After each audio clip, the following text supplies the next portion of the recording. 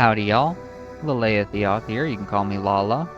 I also realized that definitely the last episode and I think the last couple, I got my little intro greeting backwards. I think I said my short name and then said you can call me the long name, which defeats the purpose of having a shortened version of your name. But anyways, welcome back to another episode of Pathfinder, Wrath of the Righteous. Um, Hopefully everything's fine. I keep messing with my audio levels. I need to stop it. I need to stop messing with my audio levels. I need to assume that they're good.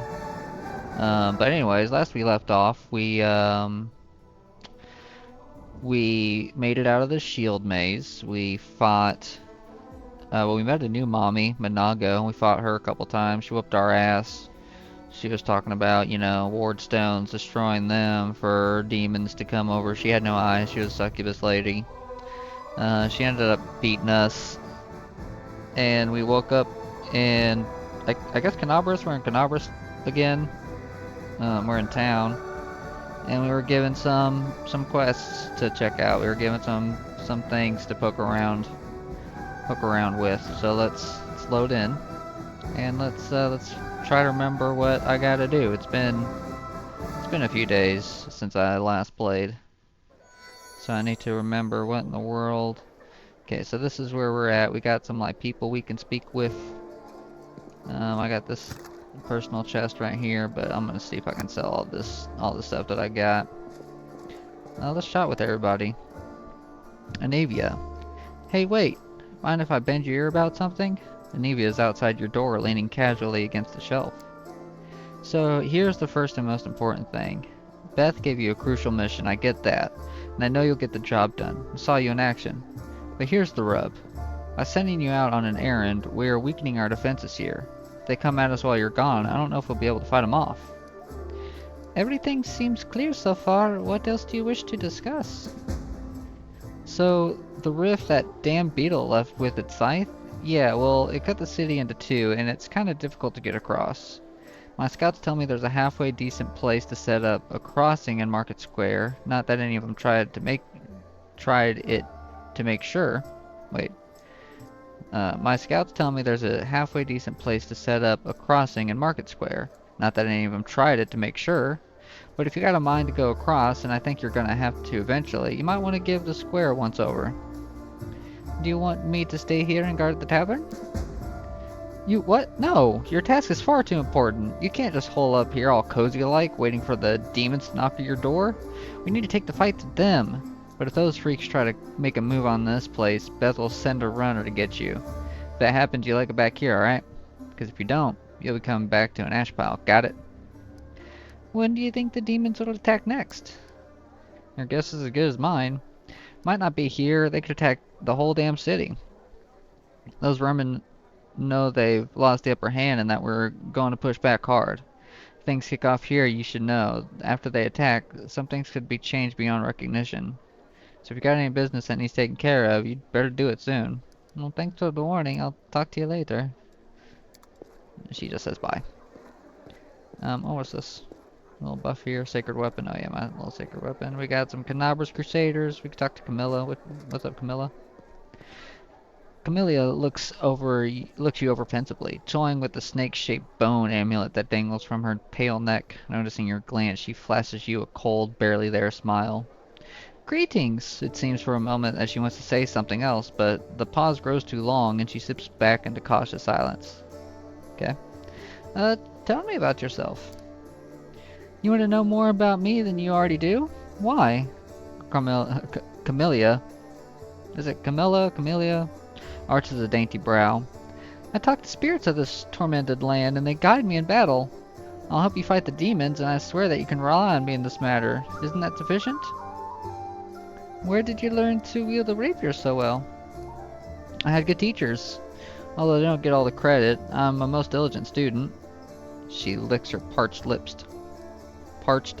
I can't speak this morning, y'all. Your amulet is quite unusual. Where did you get it? Ah, my little trinket. So nice for you to notice. But I assure you, this amulet is nothing but a bauble. Can a lady not be drawn to beautiful, useless things? Girl, I feel you. I love beautiful, useless things. You're much more relaxed during combat. Your battle cries are so, uninhibited. She blusters slightly and lower her eyes. So you've noticed. To be honest, I find it embarrassing. You see, being a shaman means having spirits of battle as my ever-present companions. The heated comment, they become rather, vocal. So she starts talking shit. Anyways, as much as I enjoy our delightful conversations, the spirits are calling me and I must respond. Please excuse me. And with that, she ends the conversation. That's how I need to start ending every conversation. Yeah, this chat's great and all, but the demons are calling. Excuse me. What up, Porgus Worm? Here, take this. Yes, it's 2,000 coins. Hell yeah, dude. Take your payment and remember that Horgus Worm always keeps his word. You helped me get back to the surface and I duly paid you for escorting me. Now speaking of our future cooperation, Horgus looks at you with unvarnished disapproval, his arms folded across his chest, his foot tapping impatiently. Okay, I have a job that would be perfect for someone like you. Naturally, I'll pay you generously for your service. What do you mean, a job for someone like me?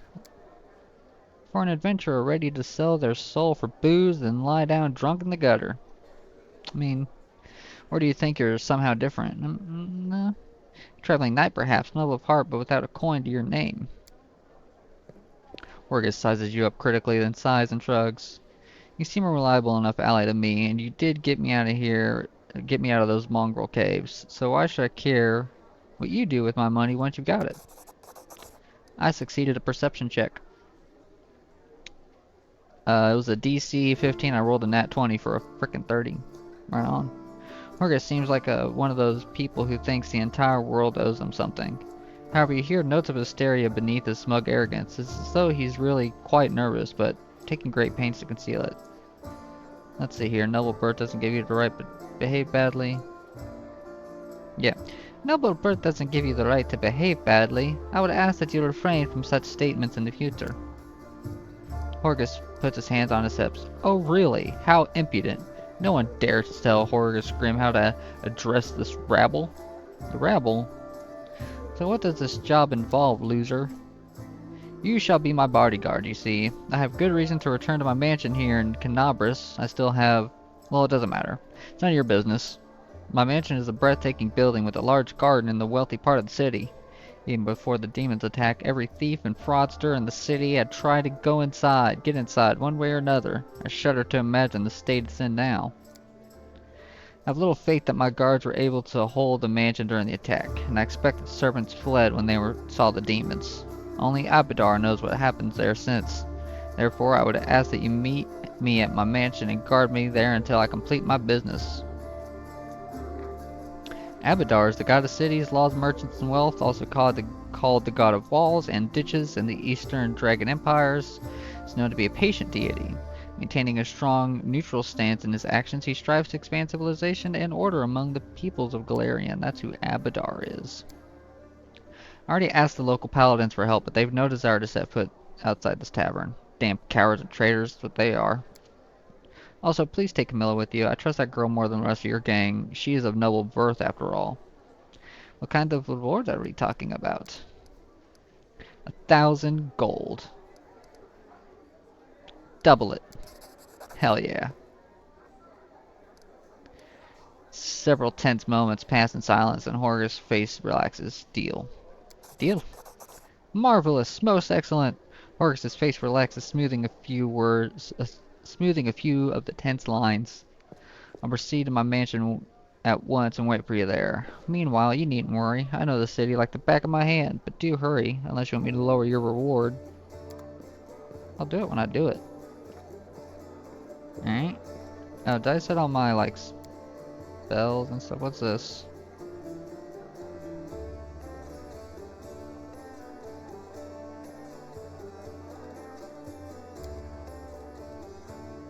Don't I...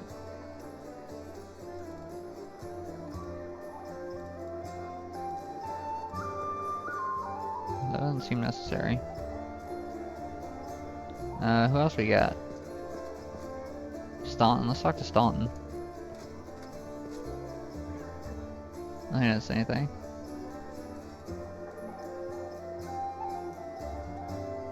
Hey, Staunton, there's filth on the floor. Be a good lad and clean it up. Yes, sir, right away. The sight of that traitorous dog turns my stomach. Why did the Queen spare his life? She should have strung him up as a warning to all cultists. As she should have, sir. I was Staunton and the Canabras Crusaders chatting it up. The dwarf resembles an abandoned citadel. One whose high, crumbling walls are still holding fast, but whose empty, lightless windows make it clear that all inside is dead. It's a heck of a description. Oh, it's you. Good work back there in the Grey Garrison.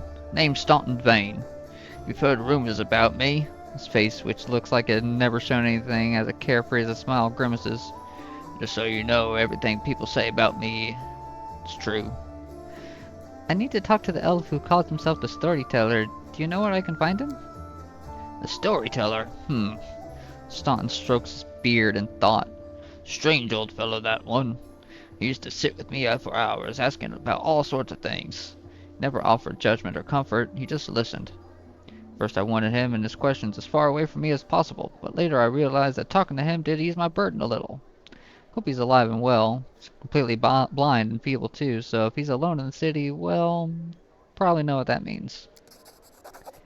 I do know one place he might be. Look for him in the Blackwing. It's a library. Here, I'll show you where it is on the map.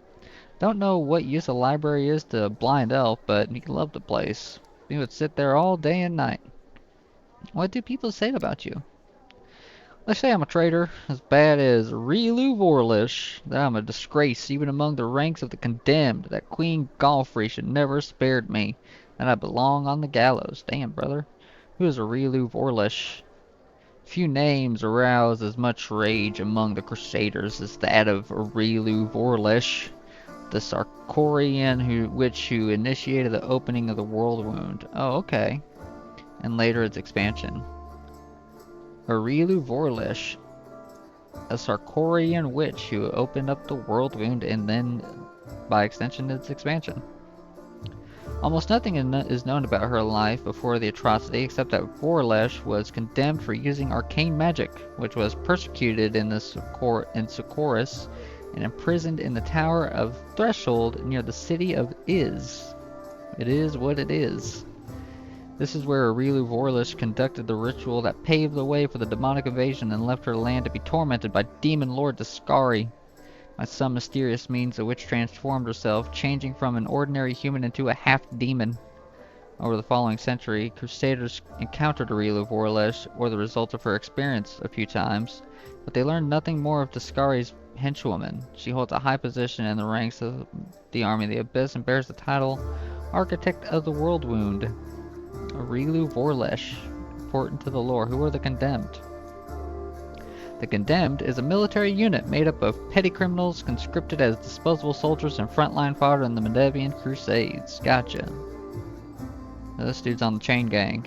Queen Galfrey, oh my goodness. Queen Galfrey is the absolute monarch of the Crusader state of Mendev and leader of the Mendevian Crusades.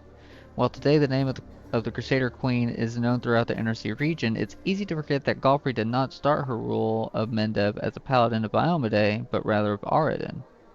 When the World Wound opened and forever changed Mendev, Galfrey was still an untested young ruler who was forced to deal with the death of her god while simultaneously rallying her nation against the abyssal threat to the west. Sounds rough. She rose to the challenge, however, and her leadership was instrumental over the next several years, not only in protecting Mendev from demonic invasions, but also in holding the border against the World Wound. When the Church of Iomedae organized the First Crusade, it joined forces with Mendev to push back the demon armies. During these battles, Galfrey time and time again distinguished herself with a keen grasp of tactics and skill at leadership. But this inspiration went both ways. In the Church of Iomedae, Galfrey found something to replace her lost faith. By the time the First Crusade ended with the apparent defeat of the demon armies, Galfrey had converted and became a worshipper of Iomedae, and had completely retrained herself as one of the inheritors' most devout paladins. Eager to retain such a valuable leader at the head of the Crusades, the Church of Iomedae twice purchased and presented to the Queen the rare and expensive Sun Orchid elixir, which extends mortal life beyond its usual span.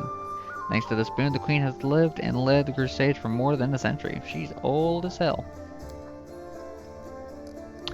Why do they hate you so much? You really don't know. Staunton gives you a long, morose look and then sighs. I'm the reason why the Crusade forces are holed up in fortresses on the edge of the world rune instead of bringing the fight to the demons.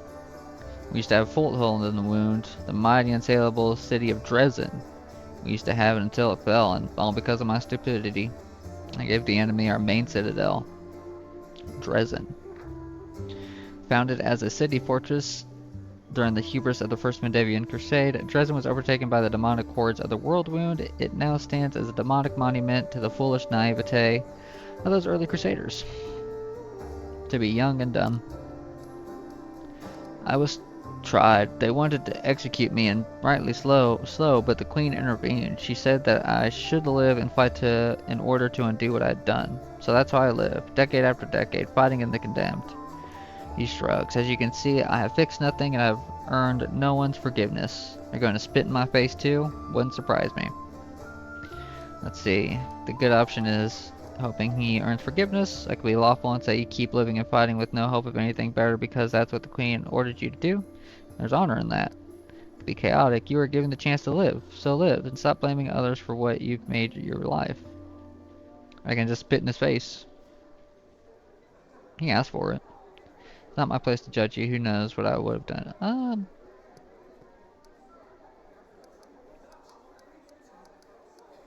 I think I went like neutral good. Doesn't matter ultimately, especially for if you're not. I'll be good. I hope you earned forgiveness.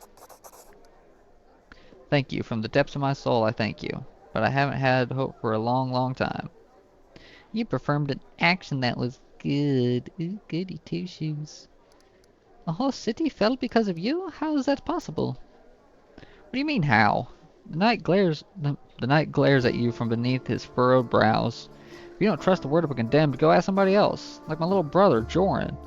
If you still don't believe it, what's to me? But if you're about to ask me to recount the story of my disgrace for the 1000th time, fucking don't. You really don't have friends? I couldn't have survived this long if I were completely alone. I'm gonna assume it's Joran. Joran, my little brother, he keeps me going. He's never abandoned me. Everyone else shies away from me like they might catch what I've got.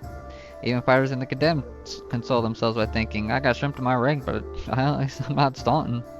Damn, brother, going through it. Commander Tierbraid seems to be the only person in the whole army who remembers that I'm a soldier and not a drudge. She has no qualms about taking me into battle. She's had no mud flung at her in the past, or so I hear. That's why she tries to keep an open mind about people. It's no surprise that she's the only one to hold onto her sense of reason in this farce. So many years in the condemned. Surely you have paid your penance by now. It's not up to me to decide. My life's in the queen's hands. I cannot speak, y'all. Consume more coffee here.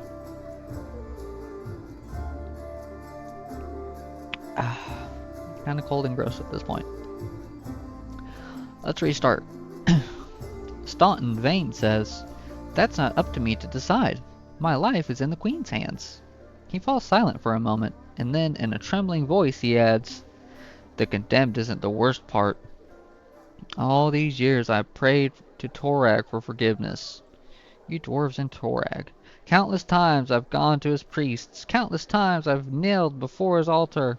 If only the father of dwarven kind would answer my prayers just once. Not to restore what I have lost, but just to tell me that I'm still one of his children. But it seems he doesn't give a damn about me. What can I expect from mere mortals when my own God doesn't think I deserve redemption? That's rough, buddy. I've seen how the other soldiers treat you. What about it? The dwarf's tone makes it clear he has no interest in my answer. I can be good, say it's inhumane. I can be lawful, say you don't deserve scorn. You deserve a noose. Damn. Fucking hell. Lawful, guilty or not, they have no right to treat you that way, Kadak. It was the most entertaining thing I've seen in a long time. Evil, I wouldn't have gone easy on you. Sex is not my problem. It's inhumane. You don't deserve scorn. You deserve it. No. That's fucking rough. It's inhumane. It's been my life for many decades. Staunton shrugs indifferently. I gotta go. Go on then. Maybe we'll see each other again. What is up with Owlcat?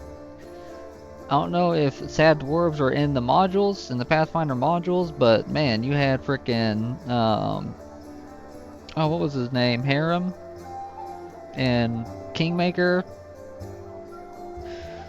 talking about death all the time. Now you got Staunton talking about how he's a piece of shit. Golly, man. These dwarves, brother.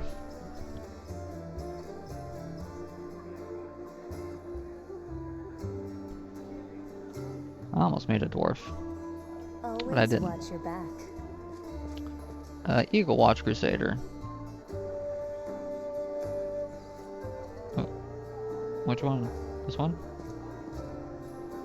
How much longer can we hold out? A day? 2? What else we got? We got Viscally Rathamus. We got Kiado. Let's talk to Anavia. Nivea in her muted colors blends almost perfectly into the background. She appears relaxed, but her seemingly unfocused eyes are taking in everything around her, tracking and filtering potential threats. The only tell is the way she drums her fingers on her hips near her weapon sheath. She shows no sign of her injuries and confidently leans on her previously broken leg. She pretends to have just noticed you even though she watched you approach from afar. Oh, hey, see how they passed me up? Now I can run, jump, or dance a jig if I feel like it. Well, cut a rug then, Anivia. Get jiggy with it. Are there any suspicious places in the city that I should pay attention to? There were a couple spots I wanted to check out, but I didn't have the time. If there really is a den of cultists there, it would be good if you could swoop in there and bust some heads. You don't even need a search warrant. She shoots me her crooked smile. First one is the Silken Thread. It's a funny little tailor shop that doesn't take any orders and never buys any fabric. They always seem oh so busy. Busy with something in there, alright, but sewing it ain't. Second one is the alchemy shop. Topaz Solutions. Topaz Solutions sounds like an Etsy shop. And they trade in everything, not just healing potions. Judging by the ingredients they've been buying on the black market, there's something fishy about the alchemical rituals going on in that place. Topaz Solutions has been revealed. Tell me about yourself. She shrugs with a lazy smile. Be happy to, but there's kind of nothing to tell. What's so interesting about me? Where are you from? Nowhere. I was blown in by the wind and found in a cabbage patch. She stopped short. Sorry, that's an old habit of mine. I don't like blabbling about my past, but you saved my skin, so I guess I kind of owe it to you to not clown around, right? I mean, you can joke around. I'm from Nadal, and I wouldn't wish my homeland on my worst enemy. You've heard of that place, I'm sure, ruled by monsters that aren't alive nor dead, and the official religion is the cult of Zon-Kuthon. I grew up in a slum like a weed between the cobblestones. Hell yeah, brother, smoke that. I didn't have a dad, but I had lots of aunts and uncles. My mom's cronies. No prize for guessing the kind of business she was involved in. They gave me a set of lockpicks as soon as I could hold the spoon, and while the other kids were picking their noses, I was picking pockets. Where's Nadal? Nadal is one of the oldest surviving countries in Avestan, having been founded during the uncounted years of the Age of Darkness. Even though it is now beholden to the neighboring infernal realm of Cheliax, it retains a significant autonomy to pursue its own shadowy goals. Zon-Kuthon, I know a little bit about Zon-Kuthon. The deity Zon-Kuthon, also known as the Midnight Lord, the Dark Prince, and the Prince of Pain, God of Darkness, Envy, Loss, and Pain, possesses one of the most twisted and evil minds in the Great Beyond. His position as God of Pain is well earned, and he has been the root of countless tortures, murders, and worse throughout time. He was once a benevolent demigod named Du Brawl, but was corrupted when he traveled to the far, dark places between the plains and returned in his current form. His half-sister Shaylin still holds hope that she can redeem him, though the Lord of Shadows shows no sign of remorse or compassion. That's metal. Anivia goes on. When I was 12, the monks of the Silent Shroud came for me. Creepy guys with the mouths sewn shut. They're the guards in Nisrock. Mom gave me to her friends, and we hid in the sacred temple of Desna. Never saw my mom again. Learn a little bit about Desna. Desna, also known as the Great Dreamer, Lady Luck, and Mother Moon, goddess of dreams, luck, and stars and travelers, is among the most ancient of deities. While her peers burdened themselves with the task of creating Galarian, she spent her time building the heavens. She knew that there would be plenty of time for her and her followers to explore the many wonders of the world later. She has changed little since those earlier days, and her followers delight in exploring the world. Anivia continues, I lay low in the temple for the next few years and kept my head down. I washed floors, fetched water, listened to sermons. Funny thing, after a while I started liking Desna's teaching, but as soon as I was old enough I got out of there. I left Nadal and got as far away as I could. Your mother should have hidden you in the temple of Shaylin. Zon-Kuthon forbids his flock from harming her followers. My mom couldn't tell her Iomedae from her elbow, but she knew the city's underbelly like the back of her hand. What to get and where to get it, where to lay low. I don't know where any Shaylinites in Nadal, but if there were, I doubt they were rubbing elbows with gutter snipes like us. Gutter snipe, that's a great word. Quite the ragtag group you got here, from nobles to street thieves. You got that right, ha ha! Only the best for you. What do you do if the knights and nobles fail to save the world? The lowlives are our only hope. Hell yeah, brother. How did you meet Deirdrebeth? I was bumming around Timon for a while doing this and that. Desna Temple sometimes gave me odd jobs, you know. Sometimes they needed people with skills like mine. On the surface it was fine, I guess. After Nadal, the freedom of the river kingdoms should have seemed like heaven. My chance to sit back and enjoy life. But I wasn't happy. There just wasn't any joy in my new life. I was all alone. No one cared about me, and I didn't care about anyone either. Struggled to find a reason to drag myself out of bed every morning. Tying a stone around my neck and jumping into the nearest river started to look pretty appealing. Same, brother. The river kingdoms have long been a haven for inland pirates, anarchists, and exiles, and anyone who cannot seem to make it in a more civilized nation. The kingdoms are by no means a unified nation, but rather a constantly shifting group of city-states and fiefdoms, each at war with others, both to gain more power and prevent their own demise. The river kingdoms are located in marshy lowlands of Selin River Basin. Let's read that sentence better.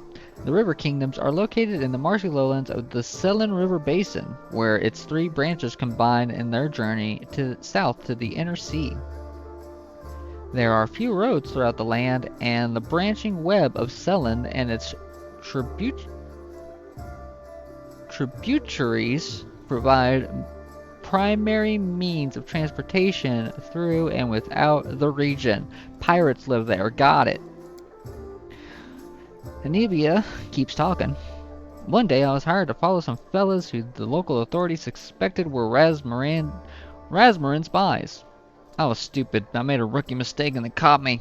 It's like my body had already decided to do what my mind had been fighting to finally put me out of my misery. Get someone else to kill me since I didn't have the guts to do it myself. They grabbed me. I thought they'd gut me on the spot, but instead they hog-tied me and dragged me off, and just like an animal going to slaughter, my only thought was, let's get this over with. Razmarin. The realm known as Razmarin was once just another turbulent, violent river kingdom. The realm known as was just another turbulent, violent river kingdom, the Archduchy of Melkat, where leadership changed as often as the years. Alright. This ended in 4661 when the land was conquered by Razmir, a tyrant claiming to have ascended to godhood. Okay, gotcha. They brought me to their stinking cave, threw me on their altar, and I realized who it was. Kuthites from Nadal. They tracked me down after all those years, but I didn't care anymore. Wouldn't have even cared if they'd eaten me or whatever.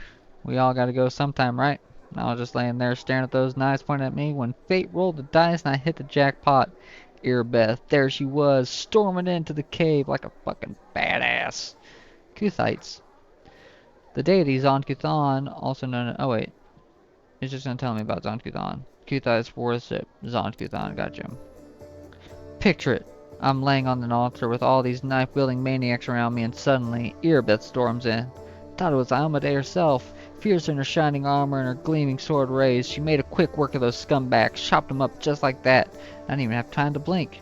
She untied me and then... Nevia's face lights up and she chuckles. She looked through the papers they had on the table, and she started swearing like a sailor. So much for her alma day. How did you and Nearbeth end up here in Knobris?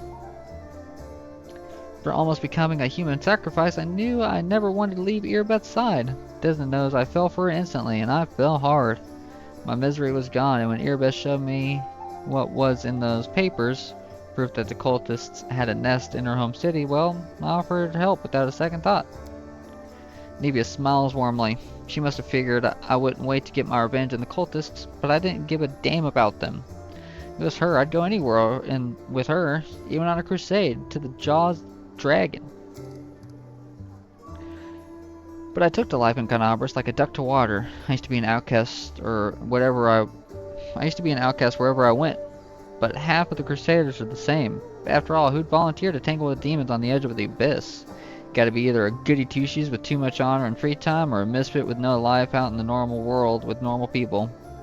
People come here to run away from their debts, their past, from themselves, so I fit right in. What's it like living with Deirdre?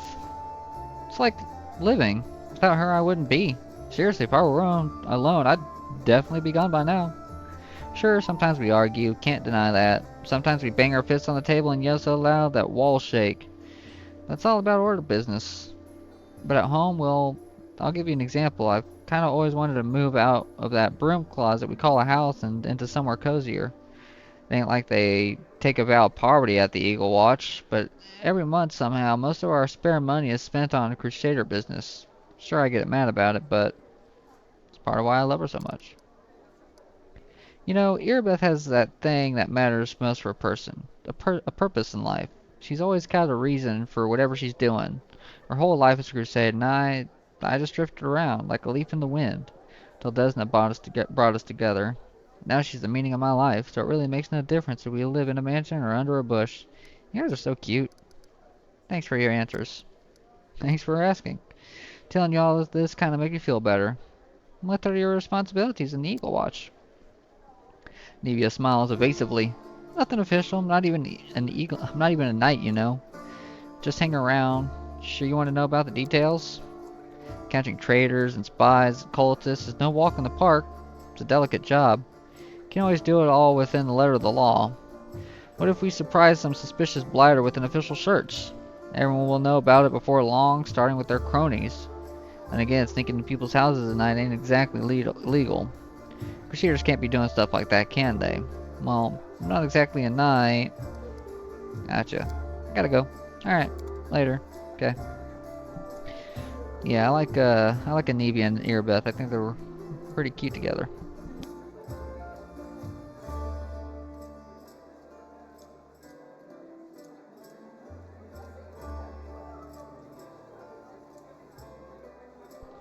Let's talk to some more people. We can talk to... Let's talk to Kiato. Oh, and Visily Rathamus, a stout old man with a fuzzy gray beard, mumbles a prayer. He looks as tired as everyone else in the tavern, but determination is stamped upon his haggard face. What can I do for you? Probably should use that voice for something. Show me the scrolls you're selling. Oh, you got scrolls and shit? You got some diamond does, that'll be helpful. Use that for some spells. Got some nat armor. Got Ring of Pro. We got Bracers of the Wizard. These bracers grant their wearer armor bonus of +2, just as though they're wearing armor, and a +3 competence bonus on all Arcana checks. Handy. Icy Protector. The ring gives the wearer cold resistance 10. If the wearer has Ice Plant Hex, also grants them. Okay. Guardian of Life.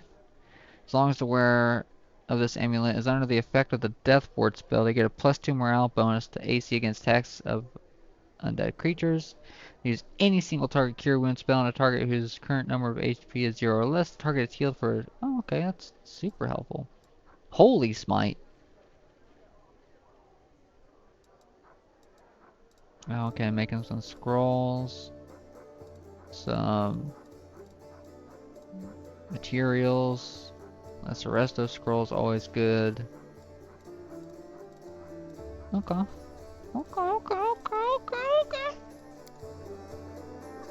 I'm gonna talk to Kyoto. I believe that the help is on the way. The die. I can make fun of people with stuttering problems because I kind of have one too, so that's fine. What up, Land? Land greets you with a nod. Here for a chat? I've been waiting for you to come and see what strange beast you've taken into your party. I don't think I've taken anyone into my party. I'd like to know more about you. Let me guess, your first question is, can you wear a hat with your one horn? Am I right? You speak common much better than the rest of your tribe. Funnily enough, common isn't all that common underground. But your observation is correct. I used to live on the surface with my parents for a while. I had a chance to learn a couple of things. The language and the fact that every peasant who sees my scaly mug screams, "Demon!" and runs away. I don't know if you're interested, but my mom wasn't from an underground tribe. She was a smuggler, the kind that used the dungeon of Canabras to secretly move and store goods. One time, two gangs couldn't agree on how to share a prime cut, got into a fight, and the winners threw the losers down a hole, dead and living alike. My dad went to check if the corpses had anything useful on them, and he found a girl from the surface, barely clinging to life. An incredible feeling sparked between them, or maybe the girl just liked men with scales and a cat nose. That might be it. One way or another, he got her back on her feet, and he later even left his home caves.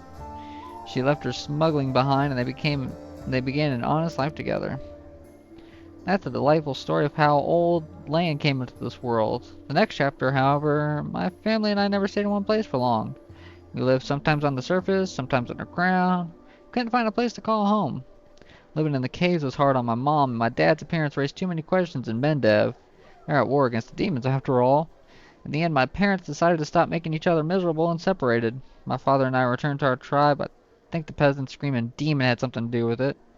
Maybe Dad just couldn't stand life without any rat tail soup. I wouldn't rule out the possibility. Did you come with me so you could see the surface again? No, that wasn't it. I just don't have much patience for certain types of creatures. Demons, I mean. If they want to destroy Canabras, I'll be on the side of the people that are attacking. Looks away. A good option is land. You're my companion, and companions should trust each other. I'm counting on you to give me honest answers, not excuses.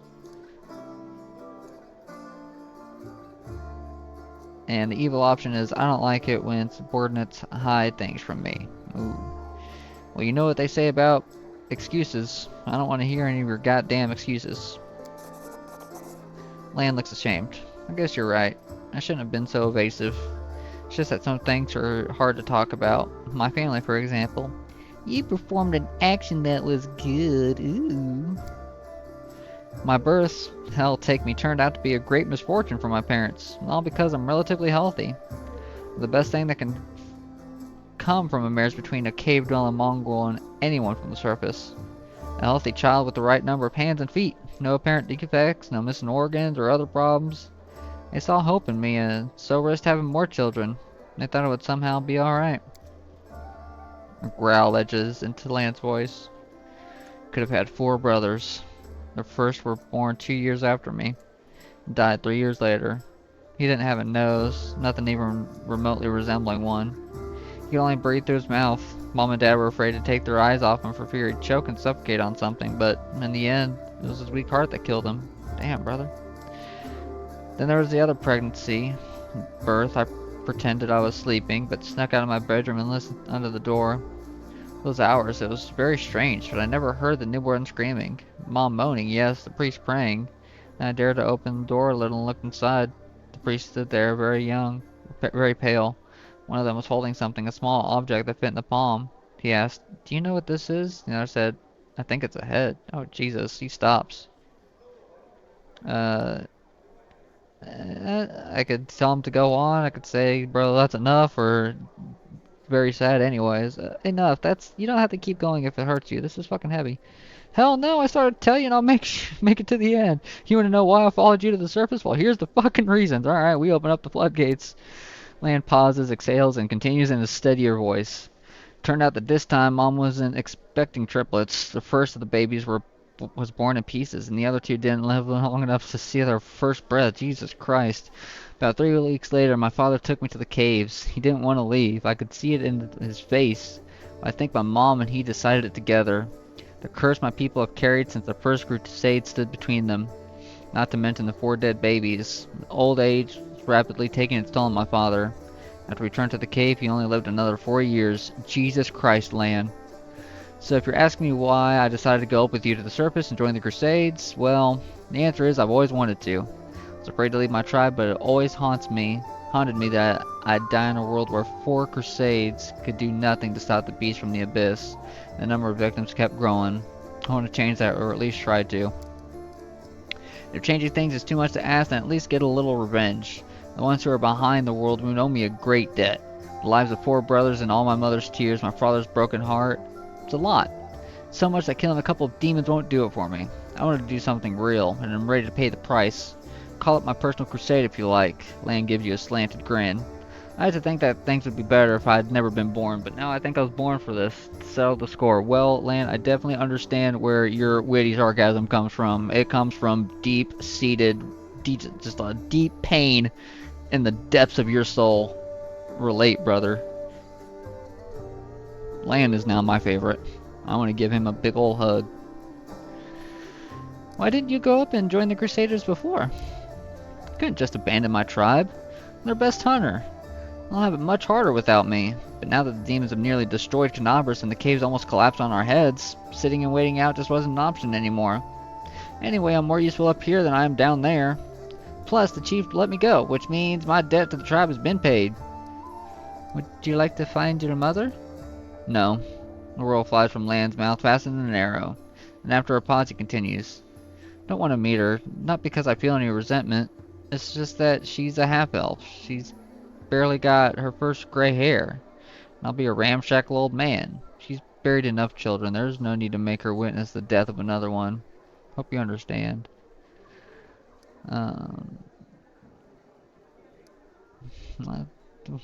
That's rough, buddy. Lan smiles, this time sadly. Well then I'm very lucky. I met someone who not only helped me choose the right path, but is happy to listen to my whining. Your parents' love didn't survive hardship, but that doesn't mean the same thing will happen to you. What if you find true love? Someone who won't leave you no matter what. I got a achievement. I didn't need the achievement noise to be that frickin' loud, brother. Is that epic doing that? And break my beloved's heart when I die in her arms 5 years later? That's a fine thing to do to the person you love. And again, there's a chance I'll inspire some tragic bard to write a tearful ballad. Thanks for sharing, buddy. Thanks for listening. Do not tell me your story again. I've heard it once, and once was enough. Mongrels have short lifespans, but you don't look like you're getting old or dying. How old are you? He chuckles. I'm as old as I look. No surprises there. But remember Soul? He's 10 years older than me. I remember him back when he was a fearless warrior, and day by day I watch him turn into an old man. And my father. Happens very quickly. First you miss a shot because you don't see the target as clear as you used to. You think it's because your eyes are tired. You tell yourself, man, I'll get better tomorrow. Then you notice you're having trouble breathing. Climbing is harder than before. Then clenches and unclenches his human fist. Your fingers stop bending. You have to tie your sword to your hand. You can't even put on your greaves without help. When you're washing your face in a stream, sometimes you catch sight of a gray-haired, wrinkled old man you don't recognize, and this goes on until one day you come across a cave beast and realize you can't outrun it. And takes a deep breath. My dad kept diaries, marking all the signs, and I saw it too. Last year I had to help him get out of bed, help him dress, remind him to eat. Sometimes he forgot my name. Told him that we should have stayed on the surface, and he joked that dodging a goddess was behavior unworthy of a crusader. He meant Pharasma. Every morning I wake up and check how I feel, but there are no signs yet. Even so, I know I don't have much time. I need something useful before. Forget why I came here. Now, I want to talk about Windowag. You sure? Alright. Tell me your connections about Windowag. Or your connection. Tell me about your connection to Windowag in my Lala voice. My connection to Windowag? I mean, where do I start? Lan turns the unexpressive reptile half of his face to you. Grew up together, trained together. She was the chief's daughter. She was groomed to be the best all her life, and then I came along. We were rivals, but we dragged each other out of tight spots too. I've always been drawn to grand heroic gestures, sometimes idiotic ones, whereas Wendu liked to roam unexplored passages, finding new caves and making maps. She wanted to be a great huntress, the one who'd make it through the shield maze, but instead she did not do that. It'd be better if she died. The death of a friend is painful, but watching a friend become a shadow of their former self is unbearable. She doesn't think she's a shadow of her former self.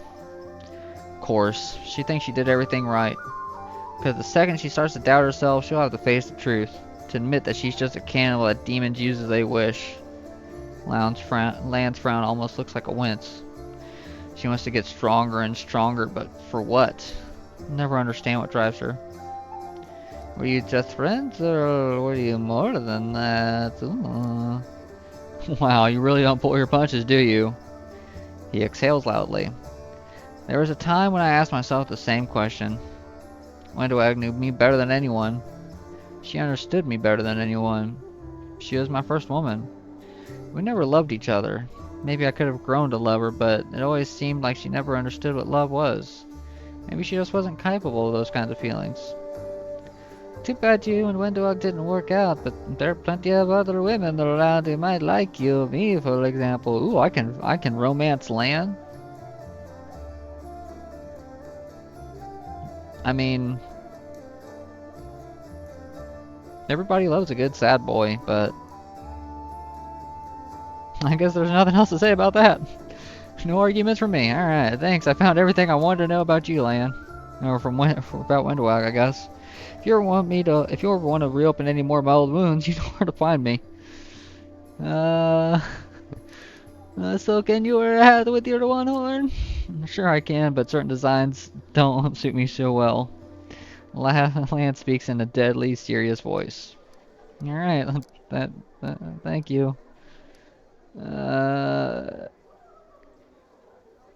You said you were prepared to risk your life or to do something meaningful. What exactly did you mean? To invent a new salad and have it named after me. Lan remarks grimly, then he sighs. Truth be told, I don't know. It'd be much easier if all I really wanted was to kill demons. And a few more demons. Some more demons after that. Good honest rage and no needless brooding. I think I actually envy the warriors who can live like that. But I can't.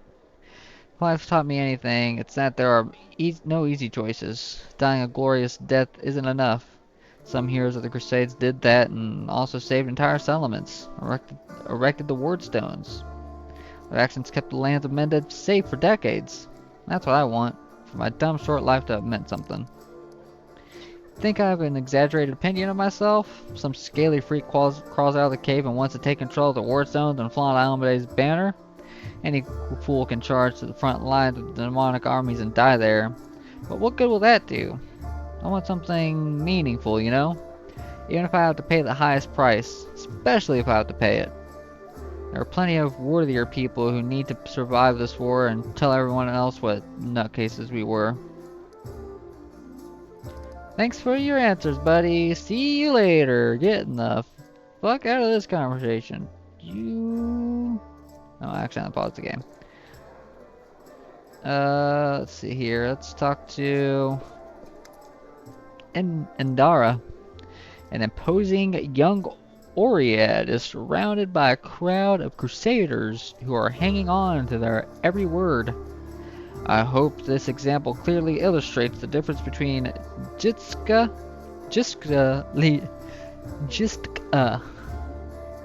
I hope this example clearly demonstrates. It illustrates. I hope this example clearly illustrates the difference between Jistka legionnaires from the last war and the Crusaders. The perfection of form and spirit they were imbued with during the creation turned them into parts of a well-balanced war machine. Not a ragtag bunch of individuals, but a united whole. What is Jistka? Where's that at? The Gistka Imperium was the first human kingdom to establish itself in the Inner Sea region after centuries of darkness and devastation caused by Earthfall.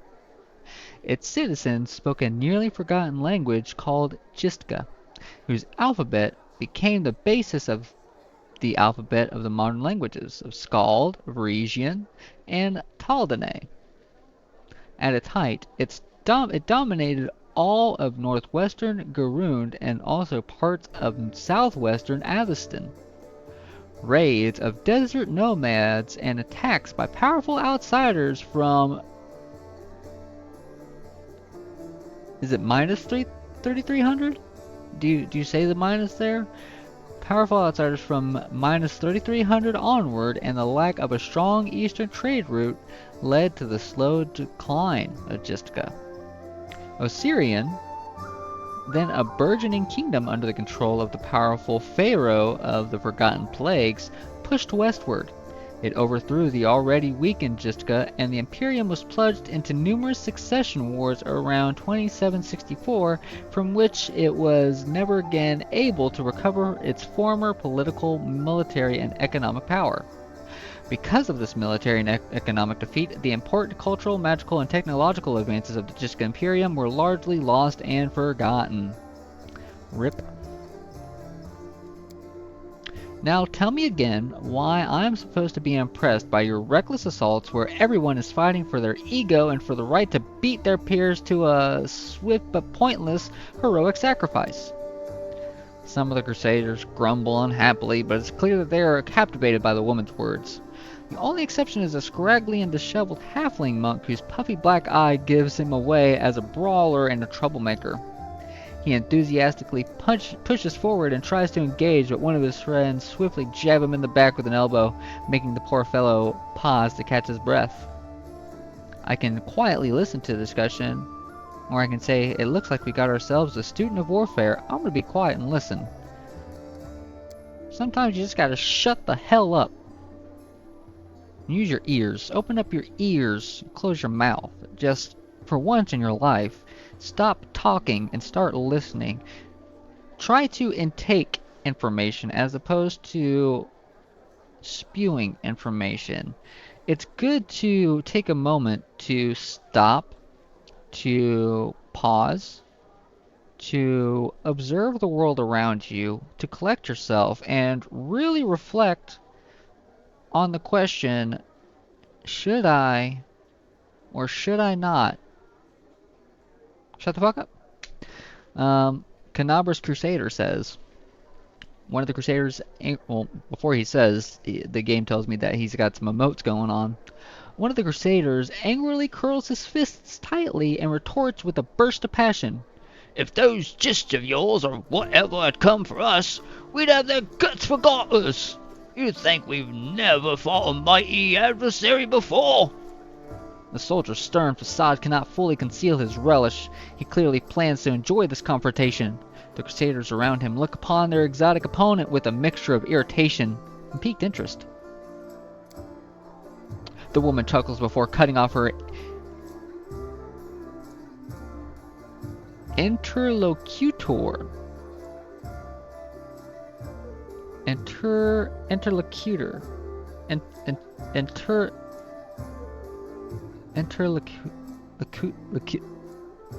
Locutor? Locutor? Interlocutor? Interlocutor? I don't even know. Lecture? The woman chuckles before cutting off her lecture.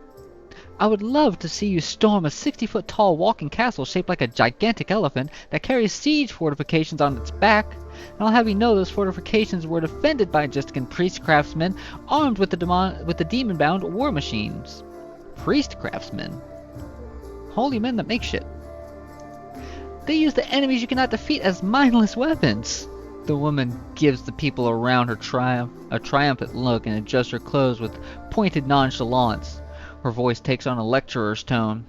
You should not argue with someone who happens to be the most authoritative researcher on the history of warfare 3,000 years before the foundation of Absalom. I know my shit. I'm in Dara. I do this. I study this. I gave my freaking senior dissertation, my thesis letter at freaking Galarian U on thousand-year-old war machines by priest craftsmen. The woman looks at you and flashes an amused smile. The lecture is over. Did my esteemed listeners have any questions? Yeah, who are you? I'm Indara, a warrior, magus, and scholar of classical warfare from Garund. What is Garund? Let's continue. I usually continue and then we learn things. I am Indara, a warrior, magus, and scholar of classical warfare from Garund. The woman peers at you apprehensively, then sighs. I admit that I am mildly offended by the fact that my name is entirely unfamiliar with you, but I'm willing to accept that this is due to Avistan's isolation from sophisticated culture of the world at large. Garund. Garund is the continent found south of Avistan, across the inner sea and west of Kazmarin, from which it is separated by the Aubrey Ocean. During the late Age of Anguish and Age of Destiny, Central Garund was the heart of civilization in the hemisphere, and this legacy of arcane discovery remains even today in the nations of Assyrian, Nex, Nentambu, and Halamog. Beyond these bastions of civilization, Garund is overrun by dangerous wilds, from expansive deserts to impenetrable jungles. You've come a long way to be here. Wait, did we learn about Avistan before? Avistan is a continent on the world of Galarian, one of the most densely populated areas on the planet. Avistan possesses many varied cultures and environments as any other continent in the world, and an ancient history stretching back tens of thousands of years. Brevoy, the River Kingdoms, Numeria, and the Stolen Lands are all situated in Avistan. Okay, I got you. Okay. Okay. You've come a long way to be here, singing the dialogue options for no reason. Indira says, I like to think of myself as an inhabitant of Galarian, and I don't narrowly identify with any country in particular. Why did you come here? To witness a legendary war.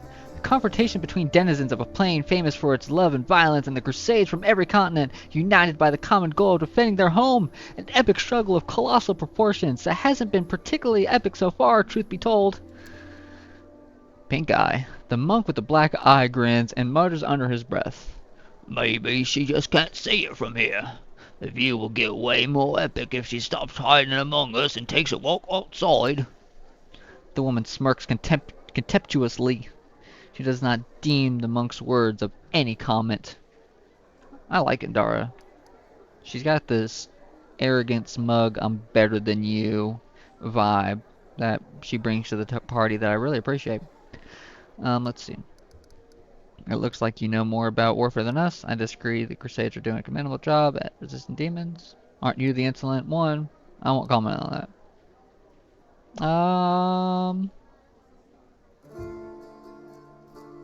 That seems like you know your shit. Oh? Am I hearing things, or did someone finally acknowledge my competence in the art of warfare? Perhaps there's a sufficiently open-minded person among the Crusaders after all. I find myself pleasantly surprised. I'm gonna go into my lessons today with this super arrogant attitude. I'm gonna start, like, listen kids, alright? I am aggressively average at guitar, but I've been studying it for a long time, so I can't do anything on it really good, but I know all the cool stuff that you can do on a guitar. I just can't do it myself. But still, I'm gonna act like I'm better than you. Why don't you join the Crusaders and show them how fighting should be done? No. I am a historian, an analyst, a theorist. Do you know what these three words have in common? They describe a mortal woman who does not participate in the conflict upon which her thesis will be founded. Then again, I will hardly be able to describe the mess as anything other than a feeble likeness of the last war of Gistka. See what I'm talking about? Oh, well, if you know so much about guitar, Mr. Lala, then why don't you, like, you know... I'm not even a guitarist, I'm a drummer. Drummer's my main instrument, and still, the thing applies there as well. Pink Eye. The monk with a damaged eye grins slyly and comments, The more dangerous the upcoming scuffle is, the more motivated we are to find clever and pretty words to justify not actually doing the fighting. What is this last war that you mentioned? The last war of Jiska, of course. A large-scale conflict that took place 3,000 years before the foundation of Absalom. It was a war against the Assyrian Pharaoh Forgotten Plagues, the war that ended the legendary Jiska Imperium, an epic struggle that became the most vibrant page in military history. Alas, all conflicts that follow it were but a pale shadow, including the one I am witnessing here. Did we learn about Osirian? One of the first civilizations to fall, one of the first civilizations to rise in the wake of Earthfall. Alright. No, I don't think I read this. Osirian is also one of the greatest empires in the history of Galarian, a nation of great knowledge, wealth, and power. The ancient land harbors pyramids, mummies, terrible curses, and endless sand, as well as a culture steeped in proud traditions, devout respect for the gods, dedication to communal service, and unwavering devotion to its rulers. Osirian today is emerging from millennia of Kelishite rule and regaining the legacy of the pharaohs supplanted by those foreign oppressors. Cool. Um. Oh, I can. Why do you find the last war of Jitska so inspiring? Imagine legions of golems imbued with extraplanar spirits marching into battle. Imagine flying cities that swoop out of the clouds like terrifying monstrous birds of prey to drop forces on top of enemy castles. Picture gigantic mechanisms powered by captive and very angry demons and devils. Imagine standing in the warpath of a walking citadels or having to cover your ears to block out the sound of cannons loaded with shrieking elementals.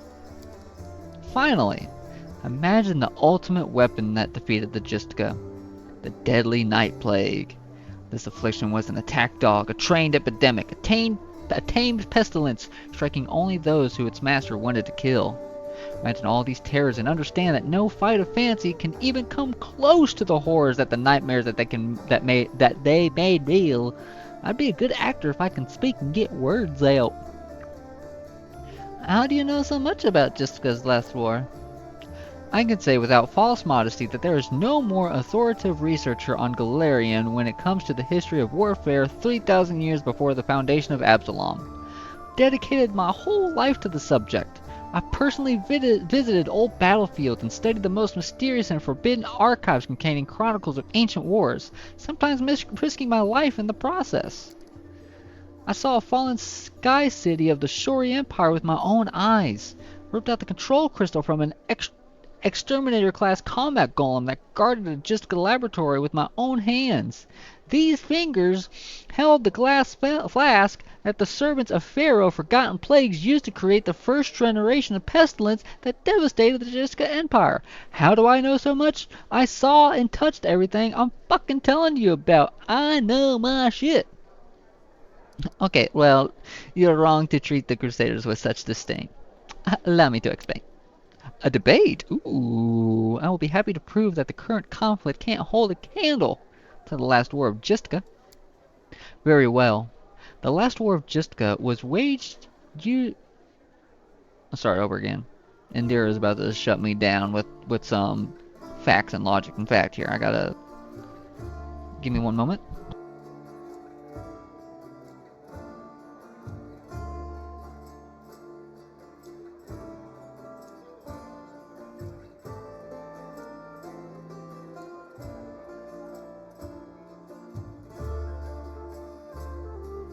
Okay. Had to prep myself. Oh. Indara. Very well. The last war of Jiska was waged using a significantly greater number of troops. Both sides actively relied on reinforcements from allied planes, and the strategic planning was perfected through no fewer than 7 rounds of intensive design. None of the above applies to this war of yours.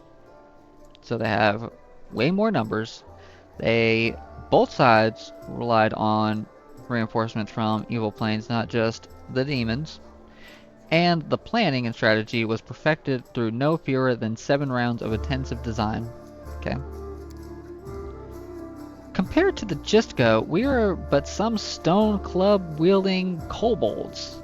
I would like to conclude my thesis with a few words of wise counsel from Dagon, an advisor to the Pharaoh of Forgotten Plagues. I doubt you will comprehend the true genius of his statement, but here it is nevertheless. A gadfly sees the ox. The ox pays no heed to the gadfly, but the crimson fever takes them both. Let's see here. I can try a diplomacy check. DC 15. I've got a +9 bonus. The events of the past are shrouded in legend, but the fate of the world is being decided here and now. That is what you fail to grasp. Ooh, great point. Or a knowledge world, which Seal would make, because she's got a +6. And she would chime in, I would assume. The principles of war are always the same. Weapons, causes, and resources may change, but the foundations remain immutable. That's the Fallout war. War never changes. We're going to go with the diplomacy check because I've got a higher bonus, and that's me talking. I got the diplomacy. This is why you invested a little bit in charisma for these, or pretty much any RPG. Having dialogue options is always good. The events of the past are shrouded in legend, but the fate of the world is being decided here and now. That is what you failed to grasp. I failed? Motherfucker, I rolled a 3, god damn it! I failed, said she, standing in the middle of a dingy tavern. And Dara graciously accepts the chuckling of her audience. One mustn't overestimate the importance of current events for world history. Should Canabra's fall, it will become yet another page in the chronicle of the World Wound conflict. Should it endure, it will be fortunate to earn any mention at all. God damn. I should have quick saved, man. I want to save scum that, because I'm getting checked. I'm getting punked here by a 3.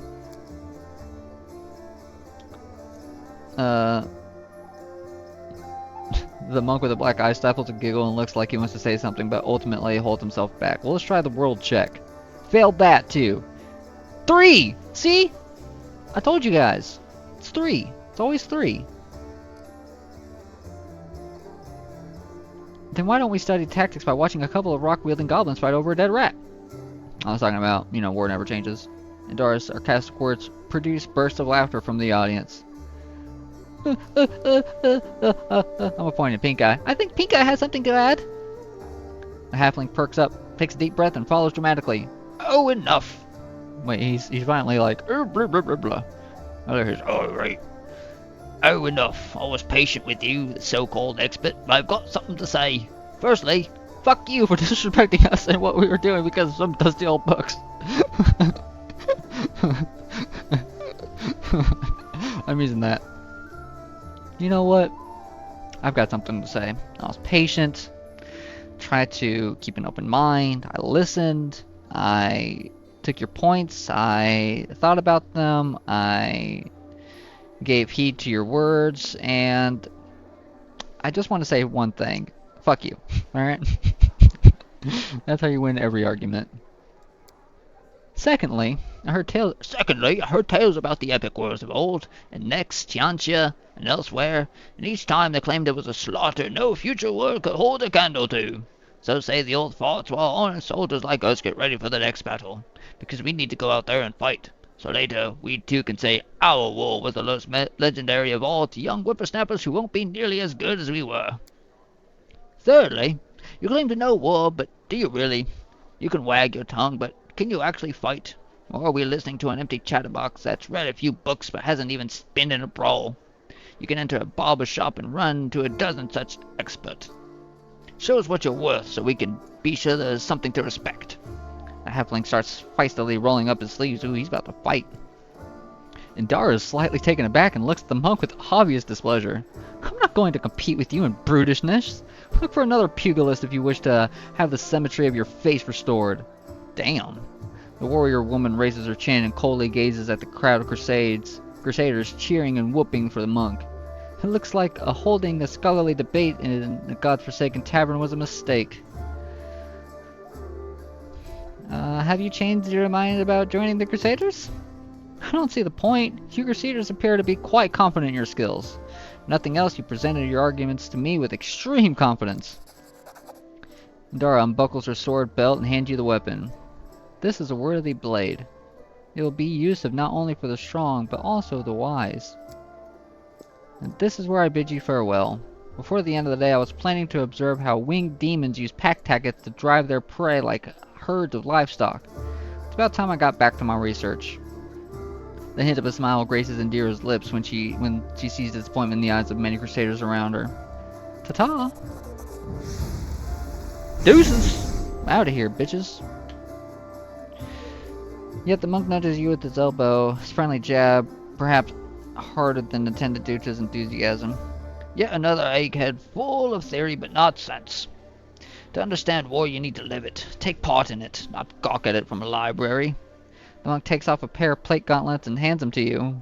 You ever see this chatterbox sling muck at crusaders again? Use these to smack her across the face and tell her I said what's up. A power fist. Gauntlet punching. Alright, give me a moment. I feel like I might be a little too loud. I've been kind of keeping it sort of a little bit. And it's weird. I gotta go into windowed mode, otherwise it'll like minimize the desktop. I want to do this. I'm gonna click on this. I want to bring this down. Let's keep everything like kind of even. I'm gonna be significantly quieter now. Hopefully this isn't too bad. I'm gonna be kind of wrapping up the episode anyways. Been chatting with people for over an hour.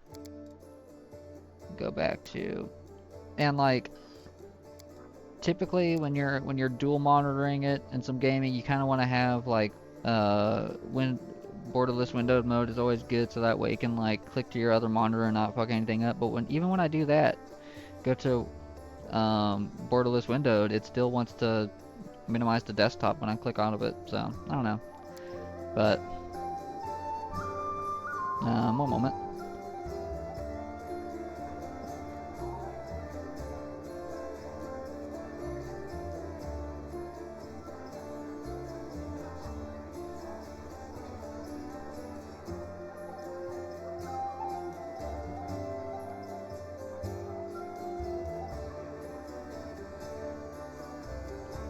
Alrighty. I think this whole episode is just gonna be chatting with people in this tavern here. This is gonna be the cheers episode because we haven't talked to the innkeep, we haven't talked to Journal, we haven't talked to Foreign Autumn Haze. There's like a downstairs or some boxes we can loot. I think this goes outside. Take a look at the map here. Outside to the basement. Oh my goodness, I got a potty too. Give me one more moment. I've got to potty. BRB.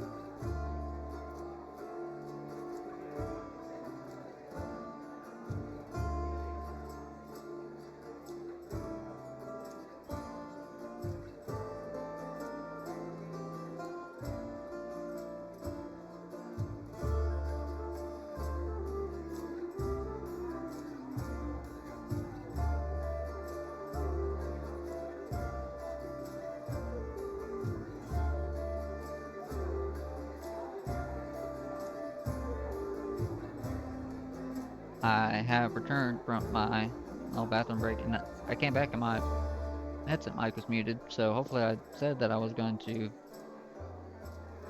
not be entertaining for a couple minutes in this video, and like I could get like some, you know, um, like video editing software, even something free, cheap, and just edit out a couple minutes where I don't do anything. But I'm not doing that. You guys get to watch me as a young fledgling creator who is first like doesn't really understand editing and like how to begin on that whole thing, to also being too lazy to just figure it all out. Once I become super famous with 500 million subs and like making hundreds of thousands a month on YouTube, then I'll put a little more effort into it. No, I won't. I'm just kidding. This is what you get. Let's chat with Sela. What up, Sela? Sela smiles at you warmly. Hey there! During that march through the dungeons, we never got the chance to exchange a proper greeting. It's high time I shake your hand. I'd like to know more about you. Of course, ask anything. I'll answer honestly, because I'm a paladin. Tell me about yourself. Where are you from? I'm a little bit from Greb, a little bit from Katapesh, but mostly from the Knights of Almade. I was accepted and began my training at 14. I belong to their ranks more than I belong to any other place. You've come to Mendeb by a long road, haven't you? A very long one. She looks at you cheerfully. Traveler is expected to have amusing stories. Fortunately, I have only 3 tales of any interest, and I'd like to save them for our next feast.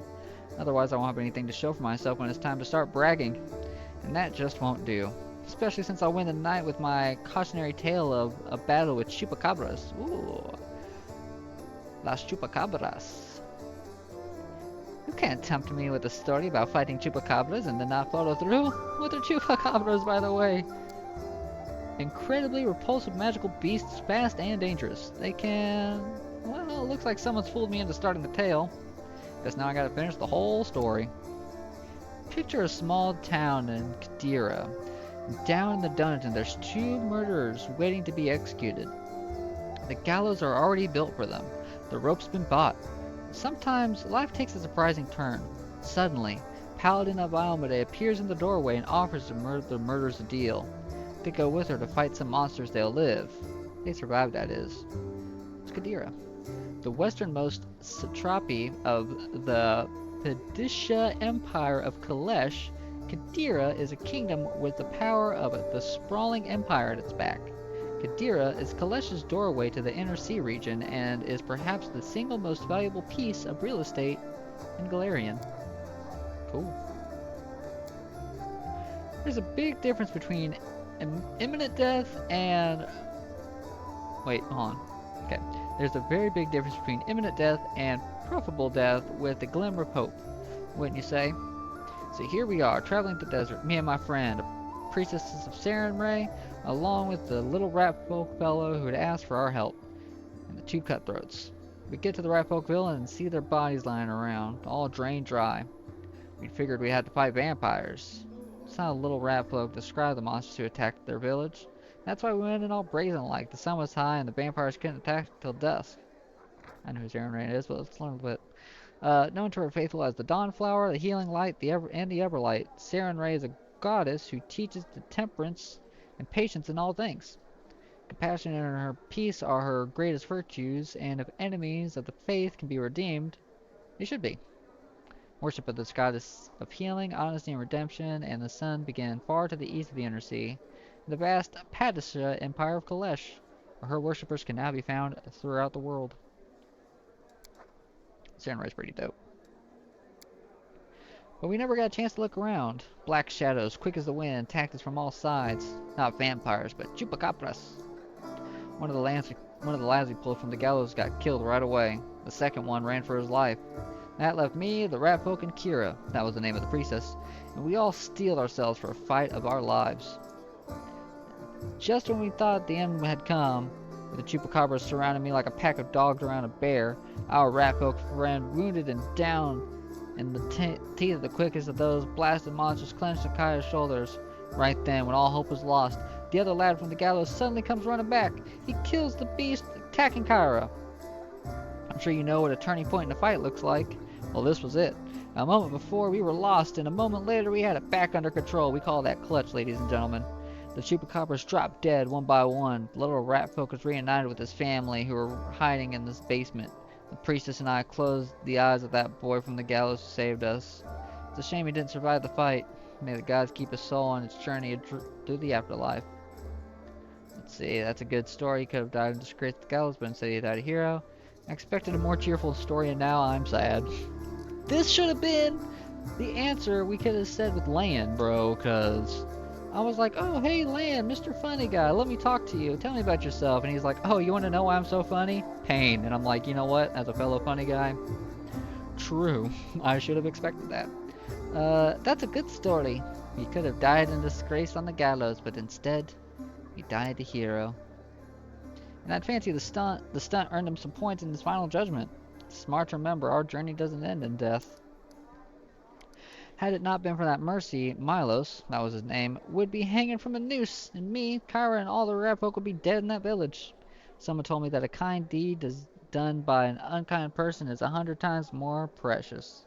By the same token, an evil done by a noble soul is 100 times more horrifying. That's what I really want to say. The chupacabras were just a good starting point. Cool. Nice story, Sela. What made you become a paladin of Almade? Sela's gaze sharpens momentarily. Then she sighs. That's a serious question, and a good one. You should ask it of your companions. But it's a long story to start with. 12 years ago, I was nothing like the person I am now. I roamed the streets of Soku with other homeless orphans. I stole, I fought, I was a hired sword for a bit. Not the proper origin for a paladin, is it? Back then, Soku was a city of orphans, widows, and widowers. Gnolls decimated the city regularly. My parents were among their victims. People there heard about new deaths before they'd finished mourning their previous losses. One day a group of knights of Almade brought a glimmer of hope to the city, but while others saw them as saviors and protectors, I was busy pricing up their noble horses and their gleaming mithril armor, wondering just how much one of their pretty swords would fetch. A thief lives one day at a time, that's what they say.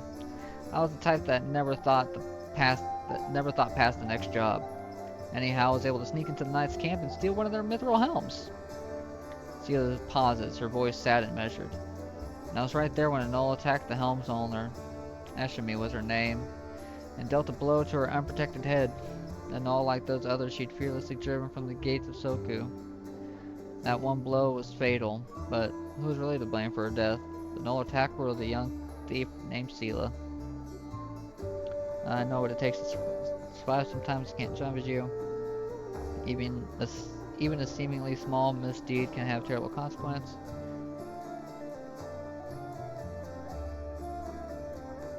I know what it takes to survive. I can't judge you. Well, I can. I believe everyone deserves a second chance at redemption, but redemption means you understand what you did and you're willing to be harder on yourself from now on. But you're asking what brought me into the ranks of Almade's warriors. We all choose the paladin's path for our own reasons. Some are guided by nobility of spirit, some by a desire to fight injustice. I became who I am through penance and the debt unpaid. The day Eshimi died protecting my city, I wanted to kill myself for the terrible guilt I felt. But then I realized I wouldn't make the world any better, and I decided that instead I tried to take her place, become who she had been, protect the innocence that she would no longer be able to protect. What are the principles that paladins of Almade follow? Sela smiles. I'll tell you, I like to recite our code. Feels like I've said it 1,000 times, but it never gets old. There is strength in these words. After a long pause, she begins, her voice slow and meditative. I will learn the weight of my sword. Without my heart to guide it, it is worthless. My strength is not my sword, but in my heart. If I lose my sword, I have lost a tool. If I betray my heart, I have died. I will have faith in the inheritor. I will channel her strength through my body. I will shine in her legion, and I will not tarnish her glory through base actions. I am the first into battle and the last to leave it. I will not be taken prisoner by my own free will. I will not surrender those under my command. I will never abandon a companion, though I will honor sacrifice freely given.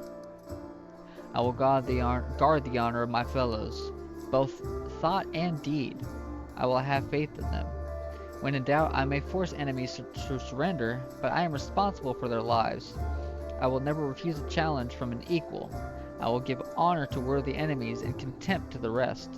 I will suffer death before dishonor. I will be temperate in my actions and moderate in my behavior. I will strive to emulate Amade's perfection. Cool. Thank you. Well, I've learned everything I wanted to know. I hope I didn't bore you. Ask me something else if you like. Irabeth said your friend Jana Odori is missing. Do you know where we should look for her? Irabeth is worried about her fighters. I understand that. I wanted to look for Jana myself so I didn't distract you, but since you're on this too, I could use some help. Jana and I met in Canabras a few days ago and just hit it off. We went drinking together. We went to that unforgettable celebration together too, but we got separated in the crowd. So we should start looking from the main square. That's where I last saw her. Skeeler frowns. Jana's a good fighter, even if she's green. She couldn't have become an Aldori otherwise. I hope that means she's alright.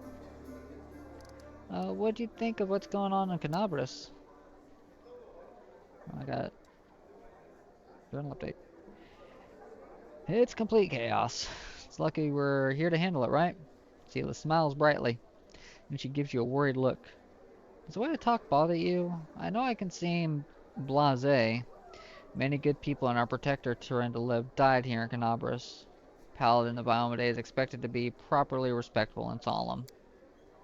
But I prefer to face my troubles with a smile and a bit of common sense. Grief is a weapon they'll use against you. It can undermine a warrior's spirit. It's better to hold off on grief until we've driven the last demon and cultist from the city. The chaotic option for me is, if we want to win, we can be mourning our deceased day and night, plus joy heals the soul. The lawful. There's wisdom in the traditions of mourning, and one shouldn't reject them, all the more so if inappropriate merriment could offend other mourners. Many people's loved ones perished in Canabras. Not bothered by how you talk, what matters how you fight.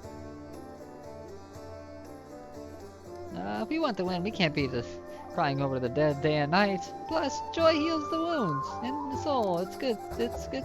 Smiling is good. Insert fake Tidus laughter from Final Fantasy X. Ha ha ha ha ha. It's nice when you and your commander think alike. Sela smiles softly. You performed an action that was chaotic. Ooh. Big stretch. Is fighting demons all you want? Or are you looking for something more? How about covering myself in glory and becoming the hero of 100 ballads? Or at least a dozen, if they're lively ones. Sela's eyes shine cheerfully. Anyways, to be more serious, the area around the World Wound is the best place for a paladin who wishes to defend the weak and serve good. Being part of the Crusade is reward enough for me, but there's something that worries me. I don't want to sound like I'm criticizing my brothers in arms, but the Eagle Watch and the other orders are focused on just one aim, war against the World Wound. That's why they can sometimes overlook the smaller things, ordinary misfortunes, you know? I always liked being a wandering knight, because any moment I could get up and go help a poor rat folk whose family had been kidnapped, or an old woman whose favorite dog had gone missing. So here's my answer. I don't have some big, important goal, but I'll be happy to help those who need it. A little bit here, a little bit there. Okay. Thanks for speaking with me. Till next time. See you later. Let's talk to Irabeth. Irabeth rubs her red and tired eyes. Any success? How's the city? What is our main objective? You heard what the demon said. They're going to desecrate the ward stone and blow up the whole barrier around the World Wound. That would be an even worse disaster than the World Wound's expansion before the Second Crusade. Not only Canabras, but every city with the ward stone will be destroyed, including the capital. Can't allow that no matter what. We will overtake it, even destroy it if we must. Almade's gift must not become a weapon of the abyss. We know about the ward stones, so let's ask Irabeth. They're our greatest treasure, the shield given to us by Almade herself, and placed in Canabras and other Mendevian cities and fortresses by her herald. The chain of wardstones forms a protective barrier that stops the expansion of the World Wound and keeps the demons from moving beyond its borders. I shudder to think what will happen if that barrier falls. Allow me to ask a few personal questions. Frowning a little, Irabeth nods. Please, but I must warn you, there are some things I don't have right to discuss. Where are you from? I was born in Canabras, grew up on a farm just outside of it, but my way back home lay at the end of a long and winding road. It took me years of traveling through foreign lands before I came to where I've always wanted belonged. How did you become a paladin? A bitter smile appears on the half-orc's face. Don't much like, I don't much like to remember it, believe it or not. The story of how I became a paladin is also the story of how I failed to become a knight.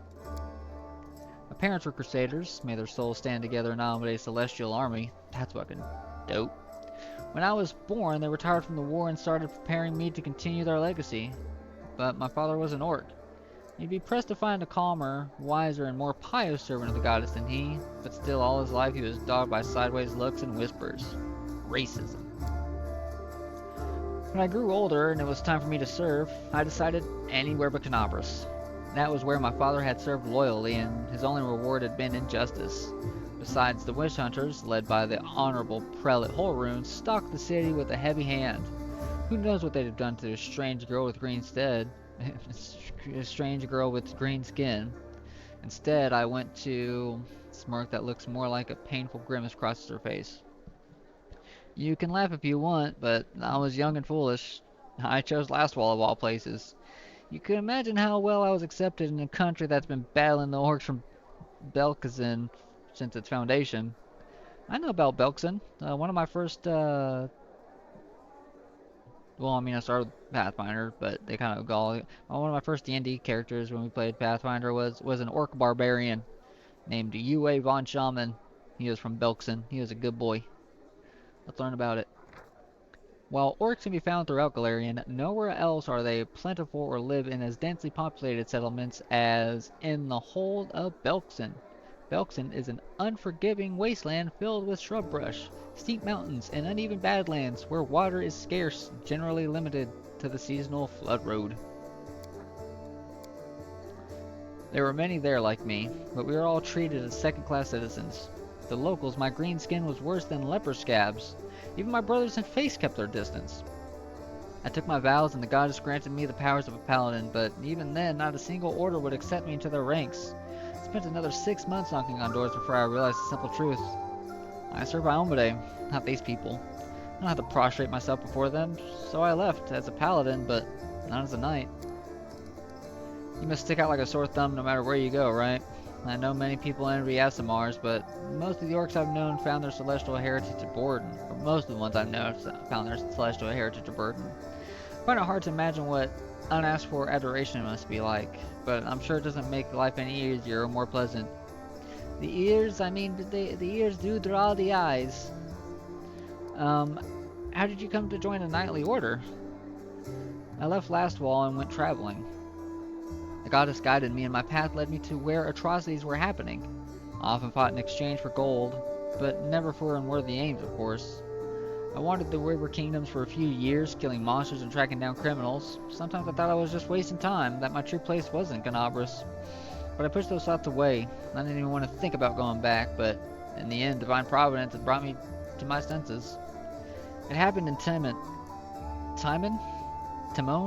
Pumbaa? It happened in Timon and Pumbaa. I was tracking a gang of bandits, which my employer suspected was a cover for Rasmurin spies. I managed to find their lair, but inside I found something far more dangerous than spies, an unholy temple to Zon Guthon. When I broke in there, the cultists were about to sacrifice someone, the person who was destined to become my wife, Anivia. That's another story, one that Anivia already told us. After I cut down the cultists, I examined the papers and couldn't believe my eyes. A network of evil cults had spread through all of Avestan, including Mendev. Worse, the documents clearly showed that their allies, the Templars of the Ivory Labyrinth, had infested my native Canabras, and were even among the ranks of the Paladins. After that, delaying my homecoming would be a tantamount to desertion. Luckily, I was no longer alone, and Nevia was eager to destroy the cultists as I was. Templars of the Ivory Labyrinth, pledging their lives to Baphomet, these cultists schemed to subvert the good works of the Crusaders. They caused trouble in Crusader camps and instigating fights and egging participants on to greater violence. They spread lies and sowed the seeds of fear with voices sweetened by magic.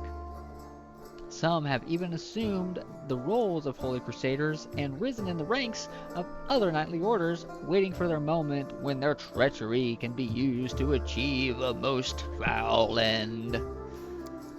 Oh shit. I had to continue without closing that up. Anivia and I hurried to Ganabras. Couldn't trust anyone.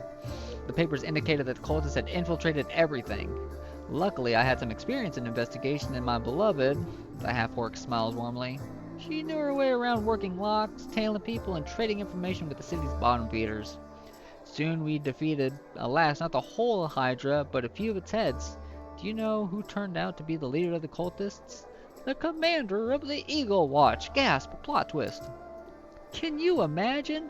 While Prelate Holroom was chasing witches through the city, the enemy had infiltrated the very order responsible for internal security. The scandal reached the ears of the Queen. At first she planned to disband the order in disgrace, but then she offered its command to me and put its salvation in my hands. Of course, there was one small catch. I wasn't a knight, but I was made commander just the same, skipping the usual progression through the ranks. Someone around here can make a religion check. Me? Oh, I passed it.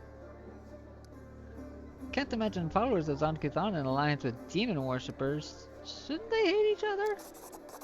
They should. But Baphomet's minions are masters of deception. They manipulate Zankuthan's butchers as easily as Almeda's knights. The cultists from that unholy temple didn't know the true face of their associates in Canabras. We ourselves learned the truth much later, getting to the bottom of their nest.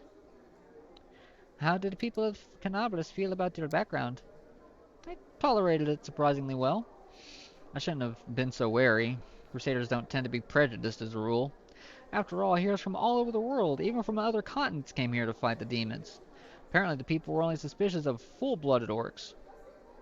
There were already many like me here, and we don't have any problems. So the locals do have their superstitions. Mendev is as merciless as Lastwall. They just have a different set of victims. I kept seeing those same sideways looks and scowls, hearing the familiar whispers. But where once they used to whisper behind my back and point at me, now they whisper in my ear and point at someone else. It's so strange to be on the other side of humiliation. To wipe the spit from your face and suddenly be invited to change position and spit at someone else. Good feeling, isn't it? You must have figured out by now that I'm talking about tieflings. It's true that there are many of them among the cultists and few among our crusaders, and our fighters do all they can to drive away those who would be our allies. People shun them, call them a Relu spawn or worse, as if they just chose to be born like that. I believe it's quite a feat to rise against the call of one's blood and join the forces of good. Still, most only see them as the enemy. I once saw a knight bleeding to death because he wouldn't let the tiefling priest touch his wound. Alas, I haven't been able to change this in all my time of Canabras. Tell me about the Nevia. We met in Timon, and Pumbaa, as I was wandering aimlessly from one ordeal to another. We returned to Canabras together to expose the Templars of the Ivory Labyrinth. The day the Queen knighted me was the second happiest day of my life. The first was the day of our wedding. But Anivia isn't just my beloved, she's my staunchest ally. We share every victory and defeat. The best of me is alive thanks to her. Thank you for saving her back then, the day Canabras fell. Before her return, the only thing giving me the strength to protect the defender's heart was hope that I'd see her again. You're in your debt. Thank you for your answers. Tell me about the Eagle Watch. It was a small order created to fight not only demons but also the entire. It was a small order created to fight not only demons but also the enemy within. To maintain the purity of paladin ranks, prevent heresy, and identify the spies, and it failed miserably at that. Templars of the Ivory Labyrinth infiltrated and formed their nest within its ranks.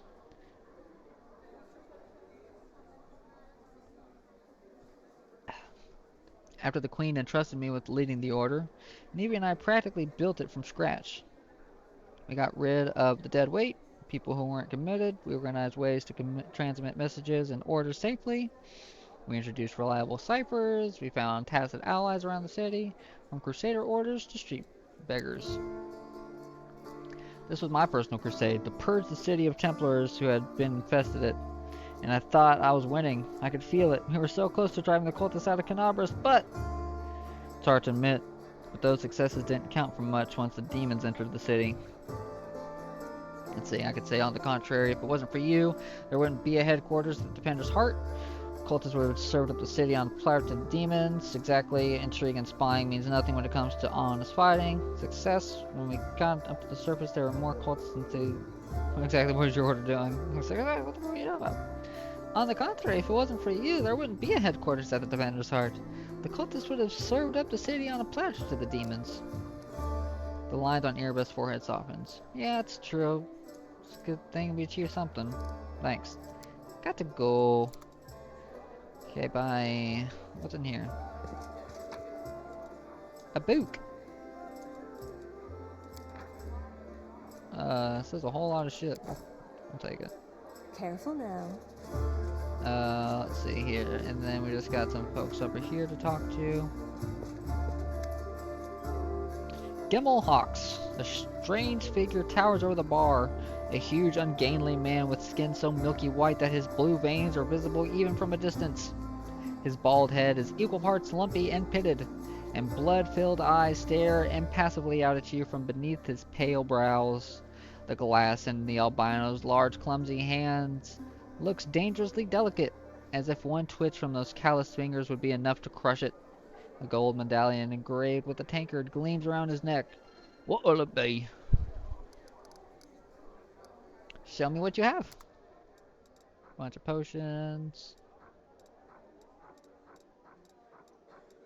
Gloves of the neophyte. I know the wearer of these gloves casts a cantrip or first level spell. Okay, cool. Dark Veil. Once per day, you may use this item to grant your party total concealment from ranged attacks for a minute. That's pretty huge. Dark Omen. The wearer of this ring has the ability to cast spells spontaneously. If it grants them the ability to cast falling spells, Ray of Impalement, Scare, Ray of Exhaustion, Fear. Okay. Bag of Holding's always good. Spicy pastry. Yummy. Lockpicks. All kinds of shit. I gotta sell my stuff, but I'll do that. What will it be? I passed a religion check. The medallion where you're learning, that's a sacred symbol, isn't it? Are you a cleric of Caden Kalian? I'm a tavern keeper, best in the city. The best has ever been, and I pray to the best god there is. Well, who are you? The albino slowly takes your measure with his red eyes and finally, with a gentle sigh, says, Gemmel Hawks, vampire. You really a vampire? Gemmel gives you a long look of reproach and grudgingly answers, no. I like Gemmel. How did you end up in the Crusader City? How did anyone end up here? How did you? Well, them. With a huge hand, the tavern keeper gestures to the ragtag group assembled in the room. The world is big, but still there isn't a place for everyone. People who no longer have a life anywhere else, they end up here. Any news in the city? The albino looks around. There are demons everywhere, and you showed up. Alright. Are there any places in the city worth visiting? You mean places that normal people usually stay well away from, and there are plenty. Like the Pataxian wine cellar. Gemmel pauses for effect, like the name of the place alone should make you quiver in your fear. Well, what the fuck is it?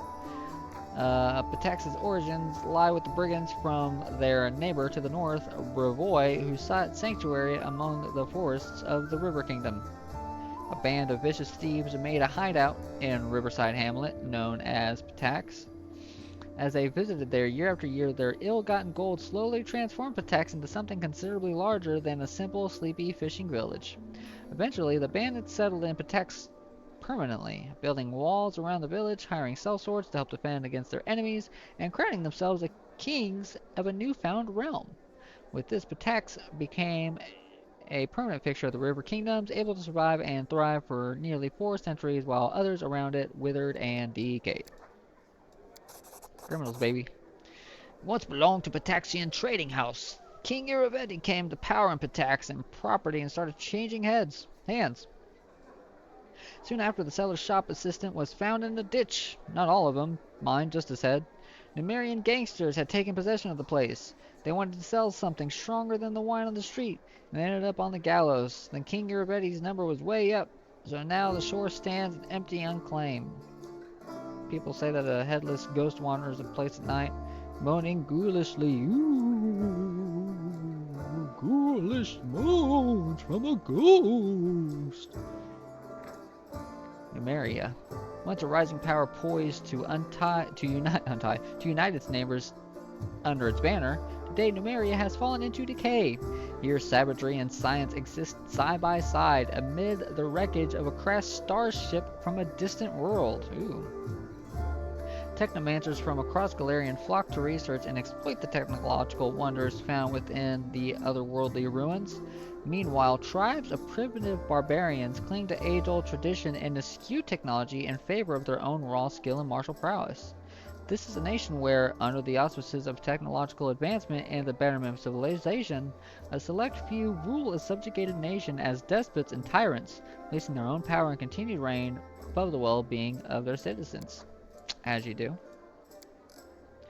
After coming to the end of the story, oh, and we got a thing. After coming to the end of the story, usually long by his standards, the tavern keeper takes a swig from his tankard. Just don't ask me how he makes any noise with no head. I wasn't there. Just tell it like I heard it. I see you're not one for talking.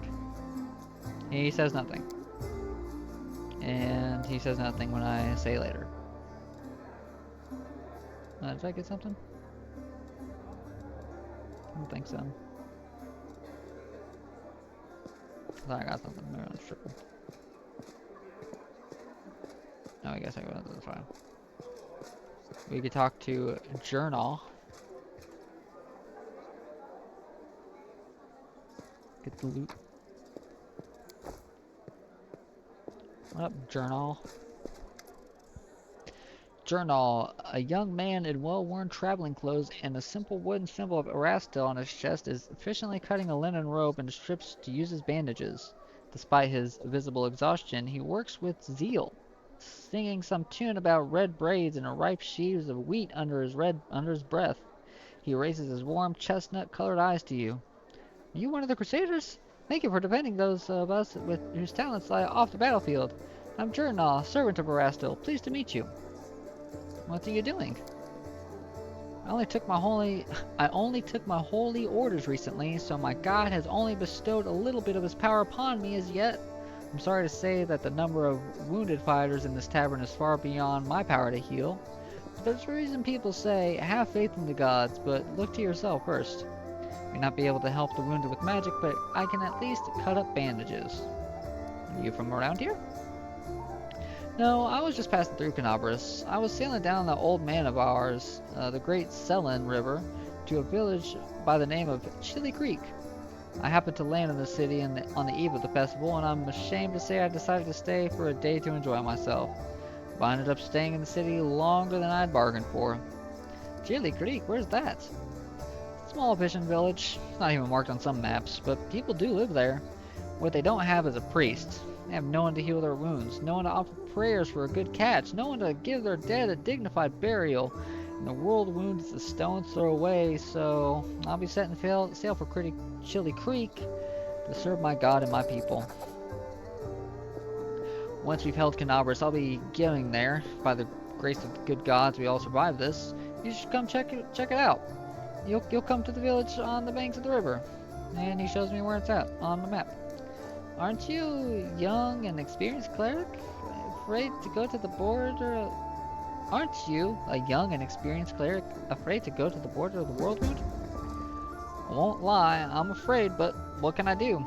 Those villagers are simple people. Every day their short lives is spent doing hard and honest work. It's exactly the kind of life I want. Something simple but meaningful. If I had centuries ahead of me, like elves do, I might have spent some 50 years or so to travel around the world. Or maybe even 100, why not?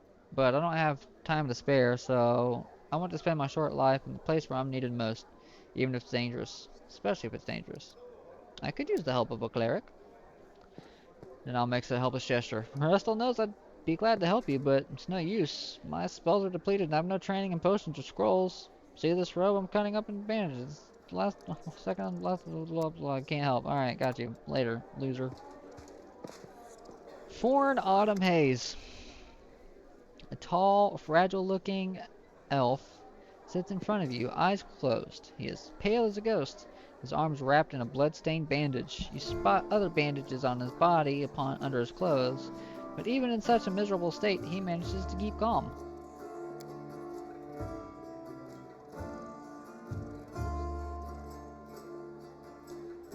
Raising his eyes to meet yours, he says faintly, "I am Fawn Autumn Haze, at your service." His pale lips are reddened by blood, but you see no signs of pain or fear in his gray eyes. Do you need help? After giving you a cold, intense look, he shakes his head. Do not trouble yourself on my behalf. A local healer tended to me. Besides, I come from a resilient, hardy people. My body will endure both the wounds and the poison delivered through them. Who wounded you? A sinner, an accomplice to demons. The quarry I am hunting in this inhospitable place. I'm Lala Theoth. You can call me Lala, and you can also trust me. I might be of help to you. After a brief pause, Horn says, "Would be impolite to refuse such direct and friendly offer." Who is your quarry here in Mendev? I was hunting a fugitive, a Descarite by the name of Kalisa. Pains me to admit that there are heinous malefactors such as her among my noble kind. I managed to catch up to her in Canabras, and I wounded her. Then demons appeared, and the city was engulfed in flames. I was injured in battle that ensued, and couldn't free her soul from its service to her dark masters. He expresses no anger and hatred as he speaks, only compassionate sorrow. I can say I'm sorry for your misfortune and hope things turn out better next time, or I can say, sounds like you suck. Sorry for your misfortune. I hope things will turn out differently next time. He purses his lips. There is no need for pity. Our ancient kind is blessed with great longevity. We gain a deeper understanding of the world than any other races. We learn our lessons better than anyone. That goes for learning from our mistakes as well. I survived, which means I will be more prepared when next we meet. I wish to aid you in your hunt. Bourne covers his eyes wearily. I thank you, but this is my mission, and I'm used to facing all manner of terrors on my own. I do appreciate your willingness to help. If you happen to meet Kalisa, take caution. She has turned many innocent souls to the path of evil, and darkness has rewarded her with many gifts. Her appearance alone will tell you that it's warped. The agate skin, the malicious stare of her blood-red eyes, the bestial teeth. She's more monster than elf at this point. A 26 DC knowledge roll check. I got a +6, I gotta roll a nat 20. What does this Kalisa look like again? I failed. Skin is dark, her hair preternaturally white. What did I roll on it? A nat 1. Needed a nat 20, rolled a nat 1. Well, that's fine, I wasn't gonna succeed anyways. Her skin is dark, her hair preternaturally white. Her red eyes can see perfectly in the dark, which, to my dismay, I've come to know from my experience. Bright light causes a pain. I used an alchemical powder that explodes in a dazzling flash, and she cried out as if I had stabbed her. It is clear that such a woman is faithful servant of darkness that marks Kalisa's masters have left on her appearance says that much. I'd like to know more about you. I won't hold anything back. Not who I am, why I made my way here, or who it is that I am pursuing. I mean, I had to roll a DC perception check to get a description. Tell me about yourself. Other peoples tend to believe that identity is the sum of a person's actions and the events that happen to them. For them, I am one of a long line of warriors of Keonan, who since his youth has dedicated himself to hunting evil and injustice. For them, I am a successful and capable huntsman who has tracked down and slain a great many monsters. Keonan, the homeland of the elves on Galarian. Keonan was almost completely evacuated by the elves just before the fall of the Starstone. They only recently, by Elven standards, returned to Galarian to reclaim their ancient homeland and have become an isolationist realm, allowing few non-Elven visitors into their mist-shrouded capital, Iadara. But I am an elf, and for me, my identity has a different meaning. It is shaped by the place where I was born and that I love so deeply. I am shaped by what I find beautiful and what makes my heart quicken, by the fears that come to me in the dead of night, by the things I find so intolerable that at the sight of them my very core darkens and fills with poison. Thus, to tell you who I am, I would require many days and much candor, which is more than you and I have at our disposal. Fucking elves, dude. Like, come on, bro. Why did you choose to become a hunter of evil? Because I am the son of a noble and proud nation. We are sometimes criticized for our arrogance, but no one dares doubt our honor. When a crime is committed, we cannot turn a blind eye. If we were to abandon our obligation to oppose evil, we were to surrender this obligation to other races, we would also relinquish our preeminence.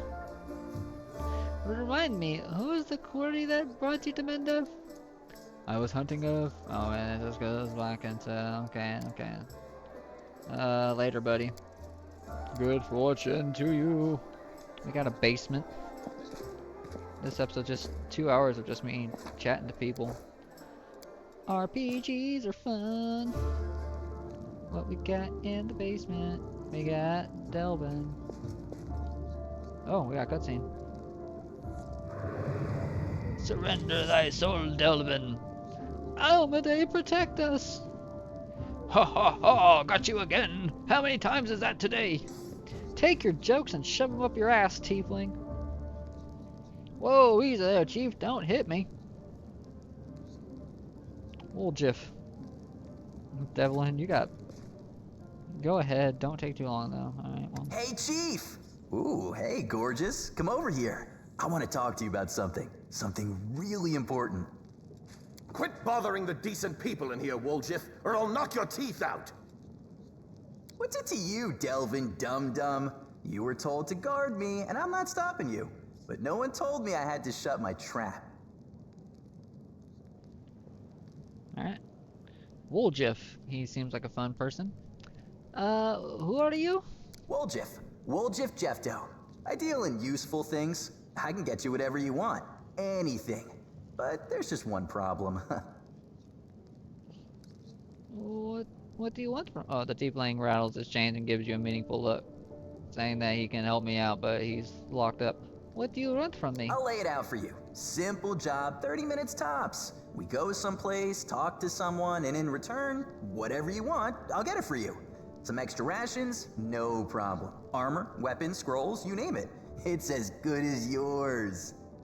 If you need my help with something, whistle and I'll be there. I'm handy enough with knives too, and even my magic know-how isn't too shabby. What a load of guff! If you were good at magic, you wouldn't be stuck in here now, would you? Don't you listen to him, Chief. He'd find fault with the Queen herself.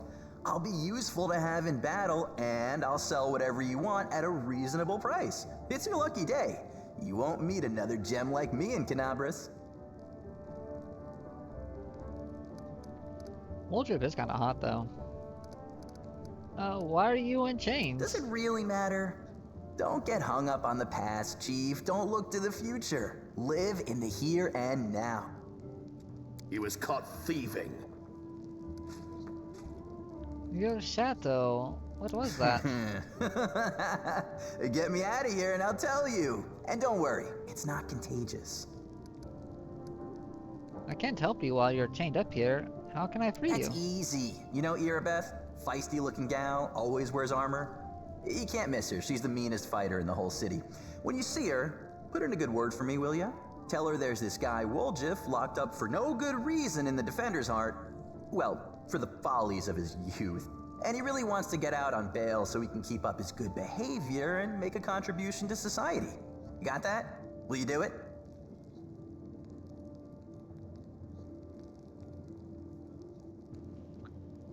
Alright, I'll talk to Irabeth about your situation.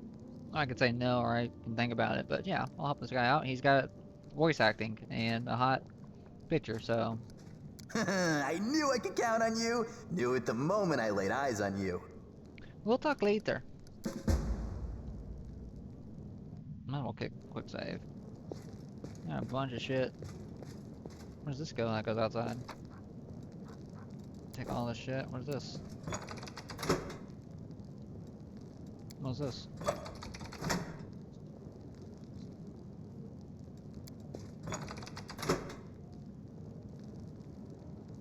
Okay.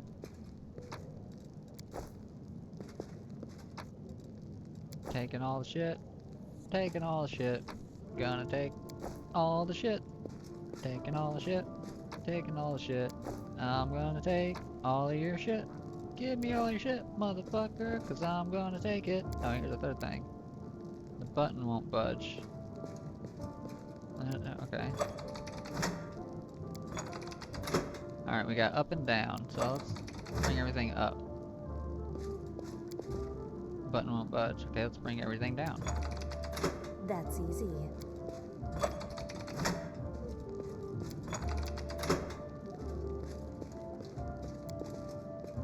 Button won't budge. Okay, let's go up, down, down. I did something.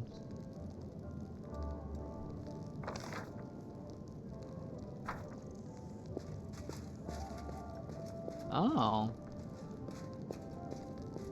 Neat. Okay, well, we'll check that out later. Let's chat with Earbeth. Let's see if we can get homeboy free. Free the homie Wooljiff.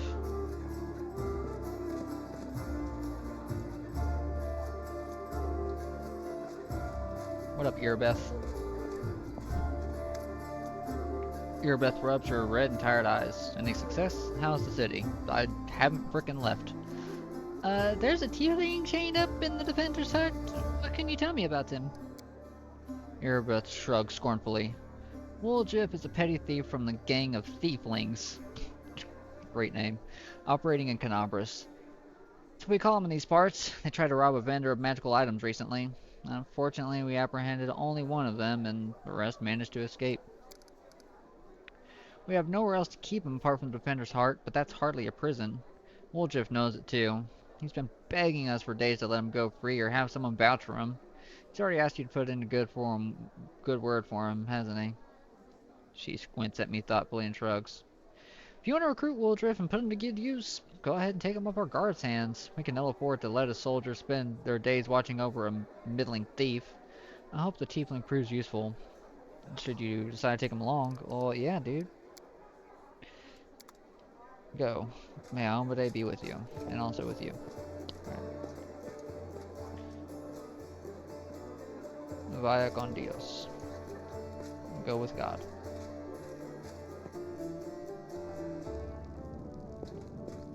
Wooljiff. Well, Chief, what do you got for me?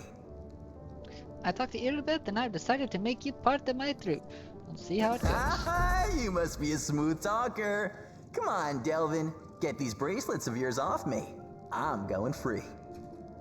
You're sure to regret this. This tiefling will fleece you for everything you've got. Mark my words. It's fine, I've got my eye on him. He won't steal from me. You're a bitter little man, Delvin. Petty and mean. You can't even be happy for me, can ya? I pity you. I'll leave you alone with your sad little soul. So long. And now, Chief, straight down to business. You see, I'm one of those guys that people around here call thieflings. We just call ourselves the family. After we knocked over that shop and I got stuck here in the Defender's Heart, a little bird told me that Big Sister Charisme wanted to see me. That she had some questions to ask me. You following?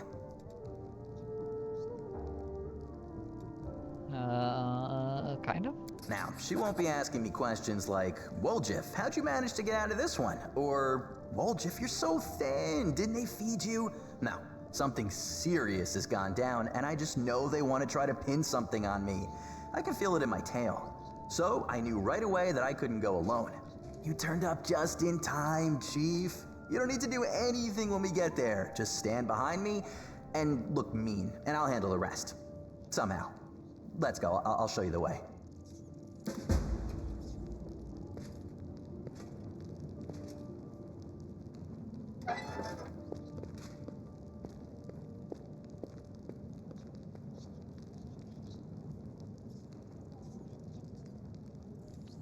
Neat. We got a new friend. What do you gotta say now, Delvin? Okay. He's not my party list. Is he up here? There he is. What up, old Jeff? Hey, Chief! Wanna talk? I want to know more about you. How much is more? Are your family tieflings too? My family. It's an interesting story, actually, but I don't tell it to just anyone. My father and mother had a bakery. The life was great, but the gods never blessed them with any children.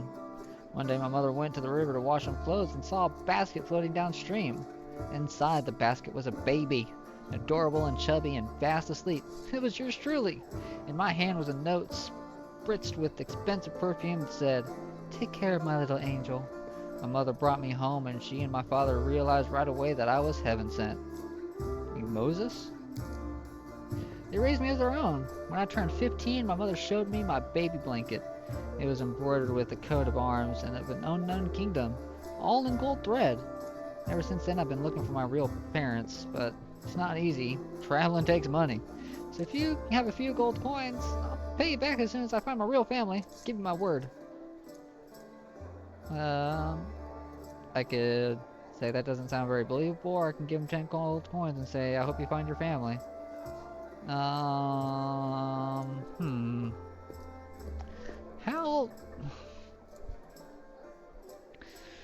Lala typically sees the good in people, kind of naive that way.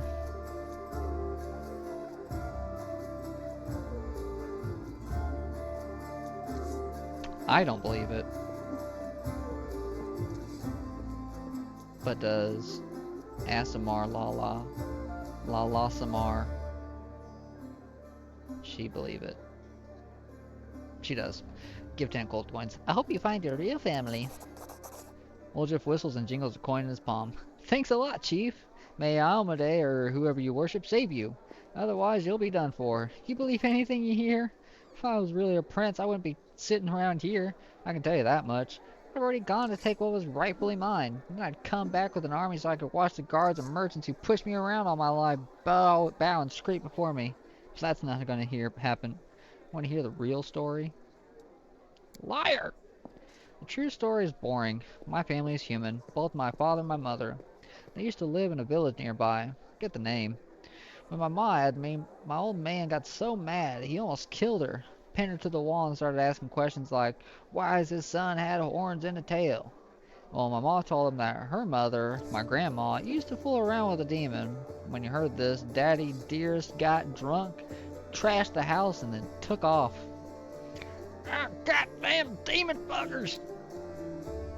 I don't remember any of this, of course. My grandma told me. I was about 3 years old when my mother brought me to Canabras and left me with my grandma. She said to her, "You and your demons have ruined my life.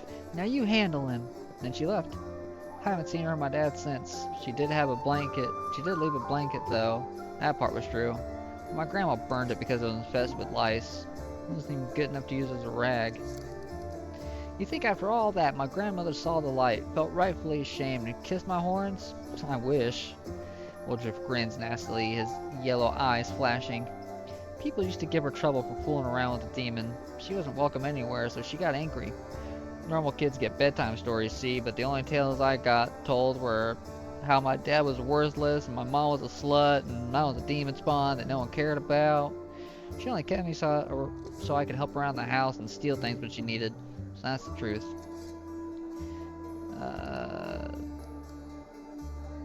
Tell me the story of your real family?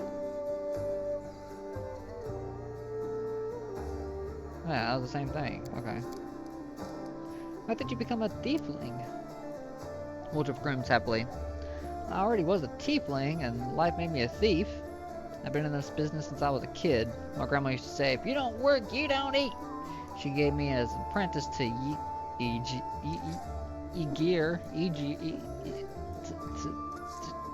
Jerry, a tiefling neighbor of ours. He was a cunning old geezer. He knew how to take a purse off somebody's belt. how to cut open bags undetected, even do some magic. I used to climb through basement windows and open doors from the inside while I was still small enough. And when I grew and stopped fitting through windows, I decided I was done with my education. I repaid my grandma for everything she'd done for me, which was absolutely nothing. Why would I feed her if she wasn't bringing me any money? If you don't work, you don't eat. Got him. So I took off. Got bored of my teacher too, but when I as much as hinted at leaving, he said I owed him for my education. So I just nodded and joined the Owlbears, the gang that ran our district. Told them that Jerry was working their territory. I don't know what happened to him, but I stayed with the Owlbears, and their leader started giving me the cold shoulder. I did steal from him, but never that much. So I had to rat them out to the guards. Then I joined the Golden Hands. That was a good time. Rich pickings. Could have stayed with the Golden Hands, but the Northmen promised me a bigger cut if I told them where the Golden Hands kept their loot. I'm no fool, of course, so I told them. After that, I only had one option, to join the Northmen. And then the family came. At first, no one took them seriously, calling them thieflings and all that, but felt it right away. They had power behind them. They had more money. I'm always on the winner's side, Chief. So I joined the thieflings, right on time. Some thugs came to the capital and made the Northmen leave. The ones who survived are in the family now, too.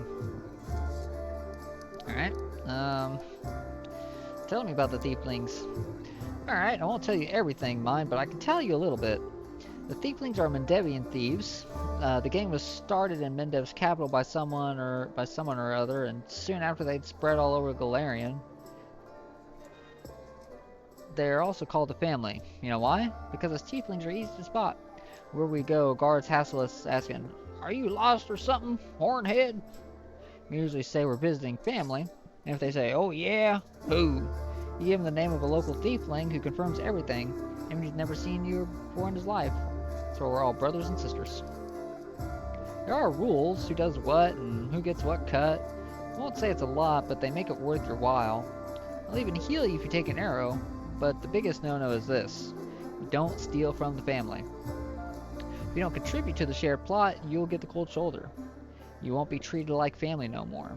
And then someone will hear that you went to visit some relatives who have a farm somewhere. My best guess? The farm is some underground well beneath Canabras where they breed grave worms. Sister Karisme, our boss, looked the other way more often. I'd really be able to spread my wings. Stealing from someone you call a sister? That's low. Nobody should live under the constant threat of punishment. You can kill. Okay. Yeah, well, stealing from your sister, that's low. Birds fly low before a storm. Just surviving as best I can. He fixes me with a look. Imagine the situation, Chief. You're 7 years old. You come home and your own grandma, your family, is lying there drunk and there's no food because she got wasted in the morning and didn't cook anything. And you know that she has a stash on the third floorboard. Take this money so as you don't starve to death. And then when she wakes up, she beats you because you shouldn't have taken it. You should have stolen some food. You're a waste of space. There's something you can never understand, Chief. You can only care about moral choices. You always know what's right and what's wrong. Brother, sister, grandma, mother in real life, they're just words. What do you think of Canabras? It used to be such a hole. Then the Crusaders and refugees came here and things started looking up. Though it depends on who you ask, I guess. Which is better steer clear from here, because Iomede's followers are ferocious. Especially Furum Chipak, the local inquisitor. He's a tough old goat. I didn't see it myself, but a serving girl at the tavern told me that her second cousin's son from his third wife is a paladin, and he said that Holroon takes an unsheathed sword with him, even to the privy, and when he sleeps he puts it on the pillow next to him, and when he's in his cups he strokes his blade and whispers sweetly to it. You are my one true friend. You are the only one I can rely on. Erebet's giving us a hard time, too. You as much look at someone's nice little bottle, and before you can think of taking it, before your even fingers can twitch, she's coming for you with nostrils flaring and her fangs glinting. Ugh, scary woman. But even she's better than Sister Karisme, our boss here in Canabras. By our, I mean the Thiefling's boss. If you get caught by Erebet, it's all in the open. You go to prison or you end up in worm food. But if you step on Karisme's toes, poof, gone, just like that. No one ever sees you again. All you hear is, he went to the family farm, even though he's never had a family or a farm. You have demon blood in you. Do you feel drawn to the abyss? Wolder's tail whips back and forth nervously, raising clouds of dust. Why, are you an inquisitor or something? What's it to you? If I wronged you somehow, just come out and say it. Don't ask me trick questions. I know how it happens. I used to know a fella. He was married to the sister of a guard. Some shady types got him drunk one night and started asking him suspicious questions about the gods, about the queen. So he wakes up hungover with a headache, someone's mumbling something, smells like smoke, and his feet are kinda hot. He looks down and there's a fire under him. The prelate is reading him his sentence. Your shadow looks strange. What kind of magic is that? Ladies and gentlemen, roll up, roll up. No dark magic, no fraud. A trick without any deceptions. Wolva snaps his fingers and a blue flame engulfs him. The shadow that was previously lying calmly at his feet grows, floating in the air behind him. It is the shadow of a huge horned winged demon with claws. Ta-da!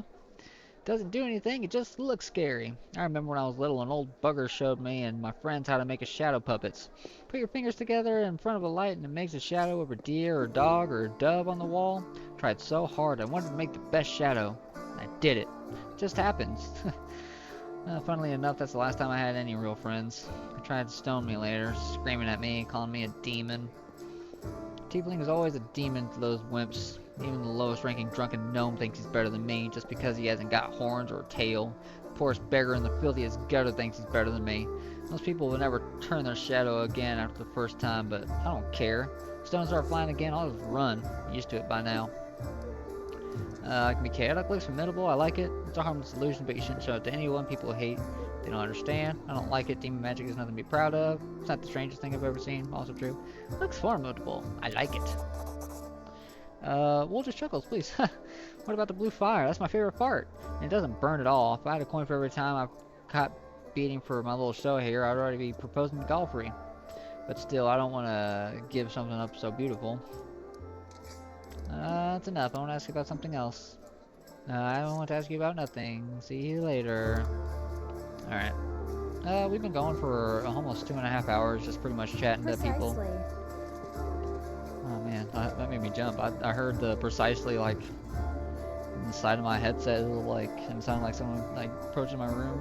But anyways, this has pretty much just been a Cheers episode. Remember the old sitcom Cheers? Just people hanging out in a bar and chatting. I guess I'm Dr. Crane. But yeah, I'm gonna go ahead and call it here. Next episode we might get in some action, maybe some more.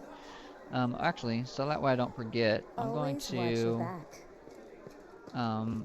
go down here because I want to go out that secret door. But I want to do that next episode. I'm gonna go ahead and save it here. Save. Awesome. Well, longest episode and the least action-packed. So I appreciate y'all for checking it out.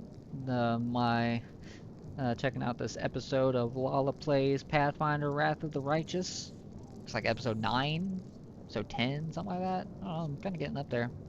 But yeah, I will try not to, well, I was going to say I'm going to try not to be as sporadic as I have been with uploading these videos, but it is, as of today, June 21st, 2023, and Final Fantasy 16 releases tomorrow, so yeah, that might be taking up some time, but I'll be getting these up, you know, whenever I can. But anyways, thanks for joining me, y'all, and farewell.